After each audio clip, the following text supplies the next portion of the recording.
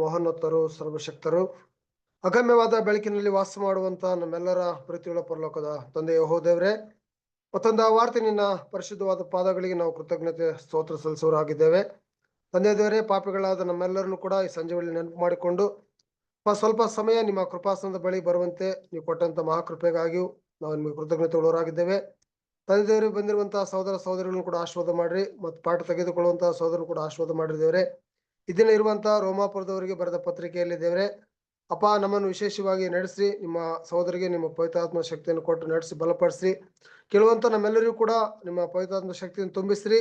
ಆದಿಂದ ಅಂತ್ಯದವರೆಗೂ ನಮ್ಮೆಲ್ಲರ ಮಧ್ಯದಲ್ಲಿ ನೀವೇ ಇದ್ದು ನಡೆಸಿಕೊಡ್ಬೇಕಾಗಿ ನಾವು ಬೇಡಿಕೊಳ್ಳುತ್ತಾ ಈ ಚಿಕ್ಕ ಪ್ರಾರ್ಥನೆಯನ್ನ ನಿಮ್ಮ ಪ್ರೀತಿಯ ಒಬ್ಬನೇ ಮಗನು, ನಮ್ಮೆಲ್ಲರ ರಕ್ಷಕನು, ಒಡೆಯನು, ವಿಮೋಚಕನಾಗಿರುವ ನಜರೇತಿನ ಯೇಸು ಕ್ರಿಸ್ತನ ಪರಿಶುದ್ಧವಾದ ನಾಮದಲ್ಲಿ ಪ್ರಾರ್ಥಿಸಿ ಬೇಡಿ ಹೊಂದಿಕೊಂಡಿದ್ದೇವೆ ನಮ್ಮ ಪರಲೋಕದ ತಂದೆ. ಆಮೇಲೆ thank you brother. Thank you. ಕ್ರಿಸ್ತನಲ್ಲಿ ಪ್ರೀತಿಯ ಸಹೋದರ ಸಹೋದರಿಯರೇ, ನಿಮ್ಮೆಲ್ಲರಿಗೂ ತಂದೆಯಾದ ದೇವರಿಂದಲೂ ಕರ್ತನಾದ ಯೇಸು ಕ್ರಿಸ್ತರ ಮೂಲಕ ಕೃಪೆಯು ಶಾಂತಿಯು ಉಂಟಾಗಲಿ.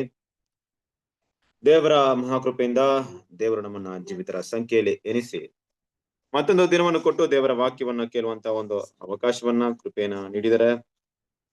ಹಾಗಾಗಿ ಪ್ರೀತಿಯ ಸಹೋದರ ಸಹೋದರರೇ, ಇವತ್ತಿನ ನಮ್ಮ ಒಂದು ಪಾಠ ಎಂದಿನ ಪ್ರಕಾರವಾಗಿ ಸೋಮವಾರ ನಮಗೆ ಇರುವಂತ ರೋಮಪುರದವರಿಗೆ ಬರೆದಂತ ಪತ್ರಿಕೆಗಳಿರುವಂತ ವಿಷಯವನ್ನ ನಾವು ಧ್ಯಾನ ಮಾಡ್ತಾ ಇದ್ವಿ.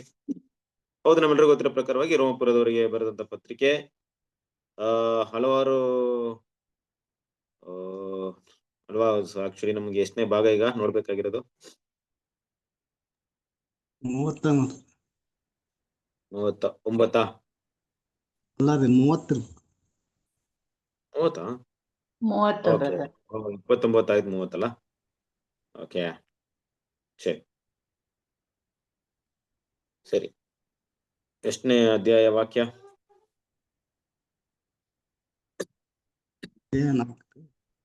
4ನೇ ಅಧ್ಯಾಯ 8ನೇ ವಚನ ಮುಗಿದಿದೆ ಬ್ರದರ್. 9ನೇ ವಚನ.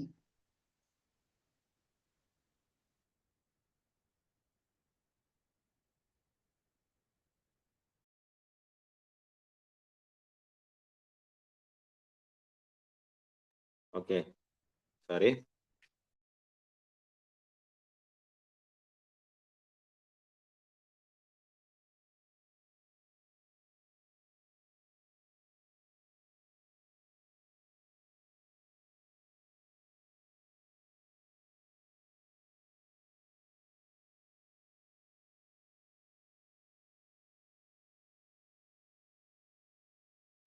ಓಕೆ, ಕ್ಷಮಿಸಿ ಸಹೋದರ ಸಹೋದರಿಯರೇ. ಸೊ ಇವತ್ತು ನಾವು ನೋಡುವಂತ ಒಂದು ಭಾಗ ಎಷ್ಟನೇ ಭಾಗ ಇದೆ?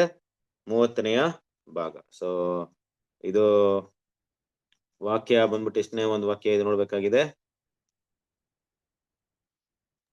4ನೇ ಅಧ್ಯಾಯ 9ನೇ ವಚನ. 4ನೇ ಅಧ್ಯಾಯ 9ನೇ ವಚನ. ಓಕೆ, ಸೊ ಇಂದಿನ ಒಂದು ಭಾಗವನ್ನು ಕೂಡ ನಾವು ನೋಡಿದೀವಿ. 4ನೇ ಅಧ್ಯಾಯ 8ನೇ ವಚನವನ್ನ ನೋಡಿದ್ವಿ ಅಲ್ವಾ? ಸೊ 4ನೇ ಅಧ್ಯಾಯ 8ನೇ ವಚನ ನೋಡಿದಂತ ವಿಷಯ ಏನಪ್ಪಾ ಅಂದ್ರೆ, ಕರ್ತನು ಯಾವನ ಪಾಪವನ್ನು ಲೆಕ್ಕಕ್ಕೆ ತರುವುದಿಲ್ಲವೋ ಆ ಮನುಷ್ಯನೇ ಧನ್ಯನು ಅನ್ನುವಂತ ವಿಷಯವನ್ನ ನೋಡಿದ್ವಿ. ಇವತ್ತು ನಾವು ಮುಂದುವರೆದು ಅದೇ ಒಂದು ಭಾಗದ ಒಂದು ಮುಂದಿನ ಭಾಗವನ್ನು ನೋಡೋಣ. ಸೊ ವಾಕ್ಯವನ್ನ ಓದೋಣ. ರೋಮಪುರದವರಿಗೆ 4ನೇ ಅಧ್ಯಾಯ 9ನೇ ವಾಕ್ಯ. ಈ ಶುಭ ವಚನವು ಸುನ್ನತಿ ಇದ್ದವರಿಗೆ ಮಾತ್ರವೋ ಸುನ್ನತಿ ಇಲ್ಲದವರಿಗೂ ಸಹ ಆಗುತ್ತದೋ ನೋಡೋಣ. ಅಬ್ರಹಾಮನ ಲೆಕ್ಕಕ್ಕೆ ಅವನ ನಂಬಿಕೆಯೇ ನೀತಿ ಎಂದು ಎಣಿಸಲ್ಪಟ್ಟಿತ್ತೆಂಬುದಾಗಿ ಹೇಳುತ್ತೇವಲ್ಲ. ಓಕೆ, ಕ್ರಿಸ್ತನಲ್ಲಿ ಪ್ರೀತಿಯ ಸಹೋದರ ಸಹೋದರಿಯರೇ, ಇಲ್ಲಿ ಅಪೊಸ್ತಲರು ಮಾತಾಡ್ಬೇಕಾದ್ರೆ, ಪೌಲ್ ಮಾತಾಡ್ಬೇಕಾದ್ರೆ ಮುಂದಿನ ಒಂದು ವಾಕ್ಯದ ಒಂದು ವಿಷಯವನ್ನ ಇಲ್ಲಿ ಕನೆಕ್ಟ್ ಮಾಡಿ ಮಾತಾಡ್ತಿದ್ರು. ಅಂದ್ರೆ ಯಾರ ಪಾಪವನ್ನ ದೇವರು ಕ್ಷಮಿಸಿದರೆ, ಅಂದ್ರೆ ಯಾರು ಕ್ಷಮಿಸಲ್ಪಟ್ಟವರಾಗಿರ್ತಾರೆ ಅಂತ ವಿಷಯ ತಗೊಂಡಾಗ, ಈ ಒಂದು ಕ್ಷಮಿಸುವಂತ ಒಂದು ಕೃಪೆ, ದೇವರು ನೀಡುವಂತ ಕೃಪೆ ಯಾವುದರ ಮೇಲೆ ಆಧಾರಿತವಾಗಿದೆ ಅನ್ನೋಂತ ಒಂದು ಪ್ರಶ್ನೆ ತಗೊಂಡಾಗ, ಅದು ಸುನ್ನತಿ ಇರೋರ್ಗೆ ಗೋಸ್ಕರನ ಅಲ್ಲ ಸುನ್ನತಿ ಇಲ್ಲದವರ್ಗ ಅನ್ನುವಂತ ವಿಷಯವನ್ನ ಏನ್ ಮಾಡ್ತಾರೆ ಅಂದ್ರೆ ಇಲ್ಲಿ ಮಾತಾಡ್ತಾರೆ, ರೈಟಲ್ವಾ? ಸೊ ಆ ರೀತಿ ಮಾತಾಡ್ಬೇಕಾದ್ರೆ ನಮ್ಗೆಲ್ಲ ಗೊತ್ತಿರುವಂತ ಪ್ರಕಾರ ವಾಕ್ಯ ಇಲ್ಲಿ ಅದನ್ನೇ ಮುಂದಿನ ಒಂದು ನೆಕ್ಸ್ಟ್ ವಾಕ್ಯನ ಕೂಡ ಹಾಗೆ ಕಂಟಿನ್ಯೂ ಮಾಡ್ಬಿಡ್ರಿ. 9, 10ನೇ ವಾಕ್ಯ. ಅದು ಯಾವಾಗ ಎಣಿಸಲ್ಪಟ್ಟಿತು? ಅವನಿಗೆ ಸುನ್ನತಿಯಾದ ಮೇಲೋ, ಆಗುವುದಕ್ಕೆ ಮೊದಲು? ಸುನ್ನತಿಯಾದ ಮೇಲೆ ಅಲ್ಲ, ಸುನ್ನತಿಯಾಗುವುದಕ್ಕೆ ಮೊದಲೇ ಎಣಿಸಲ್ಪಟ್ಟಿತ್ತು. ಆ ಅಲ್ವಾ? ಸೊ ನೋಡ್ಬೇಕಾದ್ರೆ ಇಲ್ಲಿ ಅಬ್ರಾಹ್ಮಣನ ದೇವರು ನೀತಿ ಅಂತ ಎಣಿಸ್ಬೇಕಾದ್ರೆ, ಅಂದ್ರೆ ನೀತಿ ಅಂದ್ರೆ ನಿಮ್ಗೆ ಗೊತ್ತಿದೆ, ದೇವ್ರ ನೀತಿ ಎಣಿಸಲ್ಪಟ್ಟು ಅಂದಾಗ ಆತನ ಪಾಪವನ್ನ ದೇವರು ಲೆಕ್ಕಕ್ಕೆ ತಗೊಂಡಿಲ್ಲ ಅನ್ನೋ ವಿಷಯವನ್ನ ನೋಡ್ತೀವಿ. ಲೆಕ್ಕಕ್ಕೆ ತಗೊಂಡಿಲ್ಲ ಅಂತ ತಗೊಂಡಾಗ ಕ್ರಿಸ್ತನ ಪ್ರೀತಿಯ ಇದು ಯಾವಾಗ, ಯಾವ ಒಂದು ಉದ್ದೇಶದ ಅಡಿಯಲ್ಲಿ ಅಂದ್ರೆ ನಮ್ಮ ಅಬ್ರಾಹ್ಮನು, ನಮ್ಮ ನಂಬಿಕೆ ತಂದೆ ಆಗಿರುವಂತ ಅಬ್ರಾಹ್ಮನು ಸುನ್ನತಿ ಆಗಿದರೆ, ಈ ಸುನ್ನತಿ ಆಗಿದ ಒಂದು ಕಾರಣದಿಂದ ಅವ್ರನ್ನ ಏನ್ ಮಾಡ್ತೀನಿ, ನಾನು ಅವ್ರನ್ನ ನೀತಿವಂತರಾಗಿ ಎಣಿಸ್ತೀನಿ ಅಂತ ದೇವ್ರು ನೋಡ್ತೀರಾ ಅಂದ್ರೆ ಖಂಡಿತ ಇಲ್ವೇ ಇಲ್ಲ. ಯಾಕಂದ್ರೆ ಆದಿಂದಲೂ ಕೂಡ ತಂದೆ ದೇವರು ಹೊರಗಿನ ಆಚರಣಾ ವಿಚಾರಣೆಯಲ್ಲಿ ಯಾವುದೇ ಪ್ರಾಮುಖ್ಯತೆ ಕೊಡ್ತಾ ಇಲ್ಲ. ದೇವರ ಒಂದು ವಿಷಯ ಹೇಳಲ್ಪಡ್ತಿರುವಂತ ಒಂದು ಮುಖ್ಯವಾದ ಒಂದು ಭಾಗ ಏನಪ್ಪಾ ಅಂದ್ರೆ, ಹೊರನೋಟಕ್ಕೆ ಏನೇನೋ ಧರ್ಮಶಾಸ್ತ್ರವನ್ನು ತಗೊಂಡಾಗ ಧರ್ಮಶಾಸ್ತ್ರದಲ್ಲಿ ಹಲವಾರು ಆಜ್ಞೆಯ ವಿಧಿವಿಧಾನಗಳು ಹೊರನೋಟಕ್ಕೆ ಇತ್ತು ಅಲ್ವಾ? ಇದನ್ನ ಮುಟ್ಬೇಡಿ, ಇದನ್ನ ತಿನ್ಬೇಡ್ರಿ, ಬಟ್ಟೆನ ಹಾಕೊಳ್ಳಿ ಅಂತ. ಅದರ ಉದ್ದೇಶವೆಲ್ಲ ಏನಪ್ಪಾ ಅಂದ್ರೆ ದೇವರು ಅವ್ರ ಮೇಲೆ ಇಟ್ಟಿರುವಂತ ಪ್ರೀತಿ, ಮತ್ತೆ ಅವ್ರೇನಾಗ್ಬೇಕು, ಆ ಒಂದು ವಿಷಯಗಳನ್ನ ಪಾಲನೆ ಮಾಡೋದ್ರಿಂದ ದೇವರಿಗೆ ಮೆಚ್ಚುಗೆಯಾಗಿ ಜೀವಿಸ್ಬೇಕು.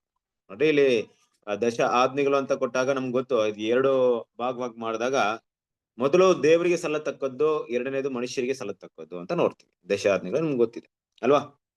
ಮೊದಲು 4 ಒಂದು ಆಜ್ಞೆಗೆ ಒಂದು ಭಾಗವಾದ್ರೆ ಉಳಿದ ಒಂದು 6 ಆಜ್ಞೆಗಳು ಇನ್ನೊಂದು ಭಾಗವಾಗಿರುತ್ತೆ. ನಮ್ಗೆ ತಿಳಿದಿರೋ ಪ್ರಕಾರವಾಗಿ ನಿನ್ನ ದೇವರಾದ ಯೆಹೋವನನ್ನು ಪೂರ್ಣ ಹೃದಯದಿಂದಲೂ, ಪೂರ್ಣ ಆತ್ಮದಿಂದಲೂ, ಪೂರ್ಣ ಪ್ರಾಣದಿಂದಲೂ ಪ್ರೀತಿ ಮಾಡಬೇಕು ಅಂತ ಒಂದು ವಿಷಯ, ಅದು ಮೊದಲು ಬರುವಂತ ವಿಷಯ. ಎರಡನೇದೇನಪ್ಪಾ ಅಂದ್ರೆ ಮನುಷ್ಯರಿಗೆ ನಾವು ತೋರಿಸುವಂತ ನಿನ್ನನ್ನು ಪ್ರೀತಿಸುವ ಮೇರೆಗೆ ಮನೆಯವರನ್ನು ಪ್ರೀತಿ ಮಾಡ್ಬೇಕು ಅನ್ನೋಂತ ವಿಷಯ. ಸರಿ, ಇದೆಲ್ಲ ನಾವು ಪಾಲನೆ ಮಾಡ್ಬೇಕಂತ ದೇವ್ರು ನಮ್ಗೆ ಕೊಟ್ಟಿರೋದು. ಆದ್ರೆ ದೇವರು ನಮ್ಮ ಮೇಲೆ ಇಟ್ಟಿರುವಂತ ಪ್ರೀತಿ ಯಾವ ರೀತಿ ವ್ಯಕ್ತಪಡಿಸ್ತಾ ಇದ್ರು ಅಂದ್ರೆ, ಧರ್ಮಶಾಸ್ತ್ರದಲ್ಲಿ ಅಧೀನರಾದವ್ರಿಗೆ ಯಾವ ರೀತಿ ಆ ಪ್ರೀತಿನ ವ್ಯಕ್ತಪಡಿಸ್ತು ಅಂದ್ರೆ, ಅವರು ಹಾಕುವಂತ ಬಟ್ಟೆಯಿಂದ ಹಿಡಿದು, ಅವರು ತಿನ್ನುವಂತ ಆಹಾರದಿಂದ ಹಿಡಿದು, ಮತ್ತೆ ಪ್ರತಿಯೊಂದು ವಿಷಯದಲ್ಲೂ ದೇವ್ರು ಕೇರ್ ತಗೊಳ್ತಾ ಇದ್ರು. ದೇವ್ರು ಅವ್ರನ್ನ ಏನ್ ಮಾಡ್ತಾ ಇದ್ರು, ಅವ್ರನ್ನ ಗಮನಿಸ್ತಾ ಇದ್ರು ಅಲ್ವಾ? ಅವರ ಮೇಲೆ ನಿಗಾ ಇಡ್ತಾ ಇದ್ರು. ಯಾವುದೇ ರೀತಿಯಲ್ಲಿ ಅವರು ತಪ್ಪಾದ ವಿಷಯಗಳಿಂದ ದೇಹದ ಮೇಲೆ, ಆರೋಗ್ಯದ ದೃಷ್ಟಿಯಲ್ಲಿ ಯಾವುದೇ ಬದಲಾವಣೆ ಆಗ್ಬಾರ್ದು ಕೂಡ ದೇವರ ಒಂದು ಆಲೋಚನೆ. ಇದು ನಾವು ಯಾವ ರೀತಿ ನೋಡ್ಬೋದು ಅಂದ್ರೆ, ಕ್ರಿಸ್ತನ ಪ್ರೀತಿಯ ಸಹೋದರರೇ, ಇಸ್ರೇಲ್ ಜನರಿಗೆ 40 ವರ್ಷ ಮನ್ನವನ್ನೇ ದೇವ್ರು ಕೊಡ್ತಾರೆ. ಕೆಲವೊಂದ್ ಟೈಮಲ್ಲಿ ನಮ್ಗೆ ಹೆಂಗ್ ಅನ್ಸುತ್ತೆ ಅಂದ್ರೆ, ಮನ್ನಾನೇ ತಿನ್ಬೇಕಾಯ್ತು 40 ವರ್ಷ ಅಂದ್ರೆ. ಹೌದು, ಅಡವಿಯಲ್ಲಿ ಜೀವನ ಮಾಡುವಂತಹ ಸಮಯದಲ್ಲಿ ಮನ್ನಾ ಅನ್ನುವಂಥದ್ದು ಅವ್ರಿಗೆ ಪ್ರತಿದಿನದ ಒಂದೇ ಆಹಾರವಾಗಿದ್ರು, ಅದು ಕ್ಷೇಮವಾದಂತ ಆಹಾರವಾಗಿತ್ತು. ಅದನ್ ಬಿಟ್ಟು ಮಾಂಸ ತಿನ್ನಕ್ ಹೋಗಿ ಕಿಬ್ರಾತ್ ಹತಾವಾ ಅನ್ನುವಂತ ಪ್ಲೇಸ್ ಅಲ್ಲಿ ಎಷ್ಟು ಜನ ಸತ್ರು ಅಂತ ನಮ್ಗೆ ಗೊತ್ತೇ ಇದೆ. ಹಾಗಾಗಿ ದೇವ್ರು ಏನೆಲ್ಲ ಅವ್ರಿಗೆ ಕೊಟ್ಟಿದ್ರೋ ಅದು ಅವರ ಒಳಿತಿಗೋಸ್ಕರ. ಅದು ಏನನ್ನ ತೋರ್ಸ್ಕೊಡ್ತಿತ್ತು ಅಂದ್ರೆ, ದೇವ್ರು ಅವ್ರ ಮೇಲೆ ಇಟ್ಟಿರುವಂತ ಪ್ರೀತಿನ ತೋರ್ಸ್ಕೊಡ್ತಿತ್ತು. ನಾನು ಏನಕ್ಕೆ ವಿಷಯ ಮಾತಾಡ್ತಿದ್ದೀನಿ ಇಲ್ಲಿ ಅಂದ್ರೆ, ಕ್ರಿಸ್ತನ ಪ್ರೀತಿಯ ಸಹೋದರರೇ, ಹೊರಗಿನ ಒಂದು ವಿಷಯವನ್ನ ದೇವ್ರು ಕೊಟ್ಟಂತ ದಶಾದಿನ ಮನುಷ್ಯನ ಪಾಲನೆ ಮಾಡೋದು ದೇವರಿನ ಮೇಲೆ ಮನುಷ್ಯನಿಗೆ ಇರುವಂತ ಪ್ರೀತಿಯನ್ನು ವ್ಯಕ್ತಪಡಿಸೋದಾಗಿತ್ತು. ಆದ್ರೆ ದೇವರು ಅವ್ರಿಗೆ ಕೊಟ್ಟಂತ ಆಜ್ಞೆ ನೀತಿ ನಿಯಮಗಳು ಯಾವ ಉದ್ದೇಶ ಅಂದ್ರೆ, ಅವರ ಮೇಲೆ ದೇವರು ಇಟ್ಟಿರುವಂತ ಪ್ರೀತಿಗೆ ಕಾರಣವಾಗಿತ್ತು. ಆದ್ರೆ ಈ ಪ್ರೀತಿನೆಲ್ಲ ಅವ್ರು ಮಾಡೋದಂತ ಯಾವುದೇ ಕ್ರಿಯೆಗಳನ್ನ ಅನುಸರಿಸಿ ದೇವ್ರು ಮಾಡ್ತಾ ಇರ್ಲಿಲ್ಲ. ಅವ್ರು ಮಾಡಿದ್ರು ಅಂತ ಪಕ್ಷಕ್ಕೆ ಮಾಡ್ತಾ ಇರ್ಲಿಲ್ಲ. ಅವ್ರು ಏನೋ ಮಾಡ್ದೇನೋ ದೇವ್ರು ಮಾಡ್ತಾ ಇದ್ರು. ಆ ಸುನ್ನತಿ ಕೂಡ ಇದರಲ್ಲಿ ಒಂದು ಭಾಗ ಅಷ್ಟೇ. ಇದನ್ನ ಆಚರಣೆ ಮಾಡಿ ಅಂತ ಹೇಳಿದಾಗ, ಇದನ್ನ ಮಾಡಿದೀರಾ, ಓಕೆ, ನಾನ್ ನಿಮ್ಮನ್ನ ನೀತಿವಂತರಾಗಿ ಎನಿಸ್ತೀನಿ ಅನ್ನೋಂತರ ದೃಷ್ಟಿಕೋನದಲ್ಲಿ ದೇವ್ರು ಏನು ಮಾಡಿರ್ಲಿಲ್ಲ. ಆದ್ರೆ ಅದಕ್ಕಿಂತ ಮುಂಚಿತವಾಗಿ ಅಬ್ರಾಹ್ಮಣಿಗೆ ಯಾವಾಗ ದೇವ್ರು ಏನ್ ಮಾಡ್ತಾರೆ, ಆ ಒಂದು ನೀತಿ ಅಂತ ಎನಿಸಲ್ಪಡ್ತಾರೆ ಅಂದ್ರೆ, ಆ ಪಾಪ ಅವನಿಗೆ ಕ್ಷಮಿಸಲ್ಪಟ್ಟಿದೆ ಅಂದ್ರೆ, ಯಾವಾಗ ದೇವರ ವಾಕ್ಯದ ಮೇಲೆ, ದೇವರ ವಾಗ್ದಾನದ ಮೇಲೆ ಅಬ್ರಾಹ್ಮಣ ನಂಬಿಕೆಯನ್ನ ತೋರಿಸಿದ್ರು, ಆ ಕ್ಷಣದಿಂದಲೇ ದೇವರ ಆತನ ನೀತಿಯಾಗಿ ಎನಿಸಿದ್ರು. ನೀತಿಯಾಗಿ ಎನಿಸದ ಇದ್ರೆ ದೇವರು ಅವ್ರ ಹತ್ರ ಸಂಪರ್ಕ ಇಟ್ಕೊಳ್ತಾ ಇರ್ಲಿಲ್ಲ. ಕ್ರಿಸ್ತನ ಪ್ರೀತಿಯ ಸಹೋದರರೇ ಅಲ್ವಾ? ಪಾಪಿಗಳ ಜೊತೆ ದೇವರು ಯಾವುದೇ ರೀತಿ ಸಂಪರ್ಕ ಇಟ್ಕೊಳ್ಳಲ್ಲ. ಅವ್ರನ್ನ ನೀತಿಯಾಗಿ ಎನಿಸಲ್ಪಡ್ಬೇಕು. ಯಾಕಂದ್ರೆ ದೇವರ ಮಾತಿಗೆ ವಿಧೇಯರಾದ್ರಲ್ಲ, ದೇವ್ರ ಮಾತು ಕೇಳಿದ್ರಲ್ಲ. ನೋಡ್ರಿ ಕ್ರಿಸ್ತನ ಪ್ರೀತಿಯ ಸಹೋದರರೇ, ನಮ್ಮ ತಂದೆಯಾದ ದೇವರ ಒಂದು ಅತಿಶಯವಾದಂತ ಗುಣ ಏನಪ್ಪಾ ಅಂದ್ರೆ, ನಮ್ಮ ಮೇಲೆ ತೋರಿಸಿರುವಂತ ಪ್ರೀತಿಗೆ ನಮ್ಮಿಂದ ಯಾವುದೇ ಪ್ರತಿಫಲವಾಗ್ಲಿ, ಯಾವುದೇ ಪುಣ್ಯ ಕಾರ್ಯಗಳಾಗ್ಲಿ, ಕ್ರಿಯೆಗಳಾಗ್ಲಿ ಮೊದಲು ದೇವರು ಎದುರು ನೋಡ್ಲಿಲ್ಲ. ಇದು ಆರಂಭದಿಂದಲೂ ಹೀಗೆ ಇರೋದು ಅಲ್ವಾ? ಧರ್ಮಶಾಸ್ತ್ರ ಒಂದು ವೇಳೆ ಕೊಡಲ್ಪಟ್ಟಿದ್ರು ಕೂಡ ಅದು ಅನಂತರದ ವಿಷಯವಾಗಿತ್ತು. ಆದ್ರೆ ದೇವರು ನೀತಿವಂತರ ಅಂತ ಒಂದು ವಿಷಯವನ್ನ ಯಾರಿಗೆ ನೀಡ್ತಾ ಇದ್ರು ಅಂದ್ರೆ ದೇವರ ಮಾತಿನ ಮೇಲೆ ಇಟ್ಟಂತ ನಂಬಿಕೆಗೋಸ್ಕರ ನೀಡ್ತಾ ಇದ್ರು. ಇದು ನಮ್ಗೆ ಏನಂತ ತೋರ್ಸ್ಕೊಡ್ತಿದೆ ಇಲ್ಲಿ, ಯಾವ ವಿಷಯನ ತೋರ್ಸ್ಕೊಡ್ತಿದೆ ಅಂದ್ರೆ ಈ ದೇವರ ಸತ್ಯಗಳನ್ನ ವಿಷಯಗಳನ್ನ ನಾವು ಅಭ್ಯಾಸ ಮಾಡಿದಾಗ ದೇವರ ಸನ್ನಿಧಿಗೆ, ದೇವರ ಹತ್ತಿರಕ್ಕೆ ಬರ್ಬೇಕಾದ್ರೆ ದೇವರು ನಮ್ಮ ಮೇಲೆ ಎಷ್ಟು ಪ್ರೀತಿ ಇಟ್ಟಿದ್ದಾರೆ ಅಂತ ವಿಷಯವನ್ನ ನಾವು ಅರ್ಥ ಮಾಡ್ಕೊಬೇಕು. ಆಗ ಮಾತ್ರ ನಾವು ಆತನ ಸನ್ನಿಧಿಗೆ ಬರಕ್ಕಾಗುತ್ತೆ. ಆ ಪ್ರೀತಿ ನಾನೇನೋ ದೇವ್ರಿಗೆ ಮಾಡಿದ್ದೀನಿ ಅದಕ್ಕೋಸ್ಕರ ದೇವ್ರು ನನ್ನ ಮೇಲೆ ಪ್ರೀತಿ ತೋರಿಸ್ತಾರೆ ಅನ್ನುವಂಥ ವಿಷಯದಲ್ಲಿ ಇಲ್ಲ ಅನ್ನೋದನ್ನ ಮೊದಲು ನಾವು ತಿಳ್ಕೊಬೇಕಾಗಿದೆ. ಇದು ಆರಂಭದಿಂದಲೂ ಹೀಗೆ ಇದೆ. ಈಗ ದೇವರು ಒಬ್ಬನ ನೀತಿವಂತರಾಗಿ ಎಣಿಸ್ತಾರಂದ್ರೆ ಅದರಿಂದ ನಾವು ಲಾಸ್ಟ್ ಟೈಮ್ ಕೂಡ ನೋಡಿದ್ವಿ, ಅದರಿಂದ ಏನೆಲ್ಲ ಪ್ರತಿಫಲ ಇದೆ. ಒಬ್ಬರ ಪಾಪವನ್ನು ಅಳಿಸಾಕೋದ್ರಿಂದ, ಒಬ್ಬನ ಕ್ಷಮಾಪಣೆ ಮಾಡೋದ್ರಿಂದ, ಒಬ್ಬ ಪಾಪವನ್ನ ತೆಗೆದುಹಾಕೋದ್ರಿಂದ, ಆ ವ್ಯಕ್ತಿನ ಮನುಷ್ಯನನ್ನ ದೇವರ ದೃಷ್ಟಿಯಿಂದ ನೀತಿವಂತರ ಸ್ಥಾನದಲ್ಲಿ ನಿಲ್ಲಿಸೋದ್ರಿಂದ ಏನೆಲ್ಲ ಮನುಷ್ಯನಿಗೆ ಬೆನಿಫಿಟ್ ಇದೆ ಅಂದ್ರೆ ದೇವರ ಜೊತೆಗಿರುವಂತ ಸಂಪರ್ಕ ಮನುಷ್ಯನಿಗೆ ಮತ್ತೆ ಸ್ಟಾರ್ಟ್ ಆಗುತ್ತೆ. ಅಬ್ರಾಹಂ ದೇವರ ಜೊತೆಗೆ ಐಕ್ಯವಾಗಿದ್ರು, ದೇವರ ಜೊತೆಗೆ ಸಂಪರ್ಕ ಇಟ್ಕೊಂಡಿದ್ರು, ದೇವರು ಅವ್ರ ಹತ್ರ ಮಾತಾಡ್ತಾ ಇದ್ರು. ಎಷ್ಟು ವಿಷಯಗಳು ಅಬ್ರಾಹಂ ಜೊತೆ ಏನ್ ಮಾಡಿದ್ದಾರೆ, ದೇವರು ಮಾತಾಡಿದ್ದಾರೆ. ಇಲ್ದಿದ್ರೆ ಇವತ್ತು ಯಾರ ಹತ್ರ ಕೇಳ್ತಿದೀವ ನಾವು, ದೇವರು ಇಸ್ರೇಲ್ ಜನರನ್ನ ಬಿಟ್ಟು ಅಲ್ಲಿ ಅಲ್ಪ ಸ್ವಲ್ಪ ಅನ್ಯ ಜನರನ್ನ ಬಿಟ್ಟು ಬೇರೆ ಯಾರ ಹತ್ರ ದೇವ್ರು ಮಾತಾಡಿದಾರ? ಎಲ್ಲೂ ಮಾತಾಡಿಲ್ಲ. ದೇವ್ರು ಮಾತಾಡಕ್ಕೆ ಇಷ್ಟಪಡಲ್ಲ. ಫಸ್ಟ್ ಆಫ್ ಆಲ್ ಅವರ ಒಂದು ಯೋಜನೆ ಒಂದೇ ದಾರಿಯಲ್ಲಿ ಸಾಕ್ತಾ ಇತ್ತು. ಅದಕ್ಕೆ ನಾವು ನೋಡ್ತೀವಂದ್ರೆ ಆ ಒಂದು ದೇವರ ಒಂದು ಪ್ರೀತಿಯಲ್ಲಿ, ದೇವರ ಒಂದು ಐಕ್ಯದಲ್ಲಿ ಬರ್ಬೇಕಾದ್ರೆ ಆ ವ್ಯಕ್ತಿ, ಆ ಮನುಷ್ಯ ಮೊದಲು ನೀತಿವಂತನಾಗಿರ್ಬೇಕು. ನೀತಿವಂತನಾಗೋದಿಕ್ಕೆ ಏನ್ ಬೆಲೆ ಕಟ್ಬೇಕಪ್ಪ, ಏನ್ ಬೆಲೆ ಕೊಡ್ಬೇಕಂದ್ರೆ ಏನೂ ಇಲ್ಲ, ದೇವರ ಮೇಲೆ ಇಟ್ಟಿರುವಂತಹ ನಂಬಿಕೆ. ಆ ನಂಬಿಕೆನೆ ನೀತಿವಂತರಾಗಿ ಎಣಿಸಲ್ಪಟ್ಟಿತು. ಈ ನಂಬಿಕೆಗೆ ಯಾವಾಗ ಅವ್ರು ನೀತಿವಂತರಾಗಿ ಎಣಿಸಲ್ಪಟ್ರೋ, ಇವರು ನೀತಿವಂತರಾಗಿ ಎಣಿಸಲ್ಪಟ್ಟಿದ್ದಾರೆ ಅನ್ನುವಂತ ಒಂದು ಗುರುತು ಏನಪ್ಪಾ ಅಂದ್ರೆ ಈ ಒಂದು ಸುನ್ನತಿ ಅದರ ಗುರುತು. ಅದಕ್ಕೆ ದೇವರು ಹೇಳ್ತಾರಲ್ವಾ, ಭೂಮಿಯಲ್ಲಿ ಇರುವಂತ ಸಕಲ ಜನಗಳಲ್ಲಿ ನಿಮ್ಮನ್ನು ನನ್ನ ಸ್ವಕೀಯ ಜನರಾಗಿ ಆಯ್ಕೆ ಮಾಡ್ಕೊಂಡಿದ್ದೇನೆ ಅಂತ ಹೇಳ್ತಾರೆ. ಎಲ್ಲಿ ಹೇಳ್ತಾರೆ ವಾಕ್ಯ? ಕೇಳಿದಿರಾ? ಆಮೋಸ್ 3:1. ಗುಡ್. ಆಮೋಸ್ 3ನೇ ಅಧ್ಯಾಯ 2ನೇ ವಾಕ್ಯದಲ್ಲಿ ನೀವು ನನ್ನ ಸ್ವಕೀಯ ಜನರಾಗಿದ್ದೀರಾ ಅಂತ. ಯಾವ ರೀತಿಯಲ್ಲಿ ದೇವರು ಸ್ವಕೀಯ ಜನರು ಅಂತ ಹೇಳ್ತಾ ಇದ್ರು? ಯಾವ ವಿಷಯದ ಆಧಾರವಾಗಿಟ್ಟು ಸ್ವಕೀಯ ಜನರು ಅಂತ ಹೇಳ್ತಿದ್ರು? ದೇವರು ನಮ್ಗಿರುವಂತಹ ಬಂಧದಲ್ಲಿ ಯಾವುದು ಆ ಸ್ವಕೀಯತೆ ಅನ್ನುವಂಥ ವಿಷಯವನ್ನು ತೋರಿಸ್ಕೊಡ್ತಿದೆ ನೋಡ್ರಿ. ಇವತ್ತು ಕೂಡ ಪ್ರಪಂಚದಾದ್ಯಂತ ನೋಡ್ಬೇಕಾದ್ರೆ ಹೊರಗಿನ ನೋಟಕ್ಕೆ ಈ ಸ್ನೇಹ ಭಾವ ಇರುವಂತದ್ದೆಲ್ಲ ಕೂಡ ದ್ರೋಹಗಳೇ ಆಗಿದೆ. ಕ್ರಿಸ್ತನ ಪ್ರೀತಿಯ ಸಹೋದರರೇ, ಅದು ಮನುಷ್ಯನಿಗೆ ತಿಳ್ಕೊಳ್ಳೋದು ತುಂಬಾ ನಿಧಾನಕ್ಕೆ ತಿಳ್ಕೊಳ್ಳುತ್ತೆ. ನೋಡಿ, ಈಗ ಭಾರತ ಅಮೆರಿಕ ಜೊತೆಗಿರುವಂತ ಒಂದು ವಿಷಯ ಇರ್ಬೋದು. ಅವರು ನಮ್ಮ ಬೆನ್ನನ್ನ ತಟ್ಟಿ ನೀವು ನಮ್ಮ ಸ್ನೇಹಿತರು, ನೀವು ನನ್ನ ಬಂಧುಗಳು ಅಂತ ಹೇಳ್ಬೋದು. ಇಲ್ಲ, ಇವತ್ತು ರಷ್ಯಾ ಭಾರತ ಜೊತೆ ಇರುವಂತ ಒಡನಾಟಗಳಿರ್ಬೋದು. ಇದೆಲ್ಲ ಯಾವ ರೀತಿಯಾದಂತ ಒಂದು ಸ್ನೇಹ ಭಾವನ ಅಂದ್ಕೊಂಡಿದೆ ಅಂದ್ರೆ ಸ್ವಾರ್ಥ ಪರವಾಗಿದೆ ಅಷ್ಟೇ. ರಷ್ಯಾಗಿಂದ ಇಂಡಿಯಾಗೆ ಏನೋ ಸಿಗುತ್ತೆ, ಇಂಡಿಯಾಗೆ ರಷ್ಯಾದಿಂದ ಏನೋ ಸಿಗುತ್ತೆ ಅಷ್ಟೇ. ಉದ್ದೇಶ ಸಿಗುತ್ತೆ, ಏನೋ ಮಾಡಿದ್ರೆ ನಾನು ಮಾಡ್ತೀನಿ ಅಷ್ಟೇ. ಯಾವುದೇ ನೋಡದೆ ಯಾವುದೇ ಒಂದು ಸ್ನೇಹ ಭಾವನ ಯಾರು ತೋರಿಸ್ತಾ ಇಲ್ಲ. ದೇಶಗಳಿರ್ಬೋದು, ರಾಜ್ಯಗಳು, ಜನರ ಮಧ್ಯದಲ್ಲಿ, ಪ್ರತಿಯೊಬ್ಬ ವ್ಯಕ್ತಿಗತ ಮಧ್ಯದಲ್ಲಿ ತಗೊಂಡಾಗ ಇದೇ ಒಂದು ಭಾವನೆ ಎಲ್ಲ ಕಡೆ ಬೆರೆತಿರೋದು ಅಲ್ವಾ? ಆದ್ರೆ ದೇವರು ಅದೇ ರೀತಿಯಾಗಿ ತೋರಿಸ್ತಿದಾರೆ ಅಂತ ನೋಡಿದ್ರೆ ಖಂಡಿತ ಇಲ್ಲ. ನೀ ನನಗೇನಾದ್ರು ಮಾಡು, ನಾನ್ ನಿಮ್ಗೆ ಏನಾದ್ರು ಮಾಡ್ತೀನಿ. ನೀನ್ ಒಳ್ಳೇದ್ ಮಾಡು, ನಾನು ನಿನ್ಗೆ ನೀತಿವಂತನಾಗಿ ಕೊಡ್ತೀನಿ ಅಂತ ದೇವರು ಯಾವಾಗ್ಲೂ ಇದ್ ಮಾಡಿಲ್ಲ. ಆದ್ರೆ ದೇವರು ಒಂದು ವಿಷಯವನ್ನ ತುಂಬಾ ಮುಖ್ಯವಾಗಿ ಎದುರು ನೋಡಿದ್ರು ಅಂದ್ರೆ ಏನಪ್ಪಾ ಅಂದ್ರೆ, ತಂದೆಯಾದ ದೇವರ ಹತ್ರ ಬರುವಂತ ಪ್ರತಿಯೊಬ್ಬ ವ್ಯಕ್ತಿ ಕೂಡ ಆ ವ್ಯಕ್ತಿ ಮೊದಲು ತಂದೆಯಾದ ದೇವರು ಸರ್ವಶಕ್ತರು ಅನ್ನೋ ವಿಷಯನ ನಂಬೇಕಾಯ್ತು. ಆತನಿಂದ ಯಾವುದು ಅಸಾಧ್ಯವಲ್ಲ ಅನ್ನೋ ವಿಷಯವನ್ನ ನಂಬೇಕಾಯ್ತು. ಆ ನಂಬಿಕೆ ಇದ್ದ ಮಾತ್ರಕ್ಕೆ ನೋಡಿ, ಇಸ್ರೇಲ್ ಜನರಿಗೆ ಯಾರು ಯೇಸು ಕ್ರಿಸ್ತನ ಬಗ್ಗೆ ಗೊತ್ತಾಗ್ತಿಲ್ಲ. ಯಾಕಂದ್ರೆ ಅವರು ಆ ರೀತಿಯಾದಂತ ನಂಬಿಕೆ ತೋರಿಸುವಂತ ಅವಶ್ಯಕತೆ ಇಲ್ಲ. ಅವರ ನಂಬಿಕೆ ಯಾವ ರೀತಿ ಇತ್ತು ಅಂದ್ರೆ ದೇವರು ಕೊಟ್ಟಂತ ವಾಗ್ದಾನಗಳ ಮೇಲೆ ನಂಬಿಕೆ ಇಟ್ಕೊಂಡಿದ್ರು. ವಾಗ್ದಾನ ನಂಬಿ ಮುಂದುವರಿತಾ ಇದ್ರು. ಅದೇ ರೀತಿಯಾಗಿ ಆ ನಂಬಿಕೆಯ ಒಂದು ಗುರುತಾಗಿ ದೇವರು ಅವ್ರನ್ನ ನೀತಿವಂತರಾಗಿ ಪರಿಗಣಿಸಿದ್ರು. ಆ ನೀತಿವಂತರಾಗಿ ಪರಿಗಣಿಸಿದ ಉದ್ದೇಶವೇ ಅದರ ಮಾಂಸಿಕದಲ್ಲಿ ಅದರಲ್ಲಿ ಕಾಣಿಸಲ್ಪಟ್ಟ ಒಂದು ಏನಪ್ಪಾ ಒಂದು ಗುರುತೆ ಸುನ್ನತಿ. ಈ ಸುನ್ನತಿ ಏನಪ್ಪಾ ಅಂದ್ರೆ, ಹೌದು ನೀವೇ ನೀತಿವಂತರು, ಮಿಕ್ಕಿದವರೆಲ್ಲ ಅನೀತಿವಂತರಲ್ಲ, ಯಾಕಂದ್ರೆ ಅವ್ರ ಜೊತೆ ನಾನು ಸಂಪರ್ಕ ಮಾಡ್ಕೊಳ್ತಾ ಇಲ್ಲ ಅಂತ.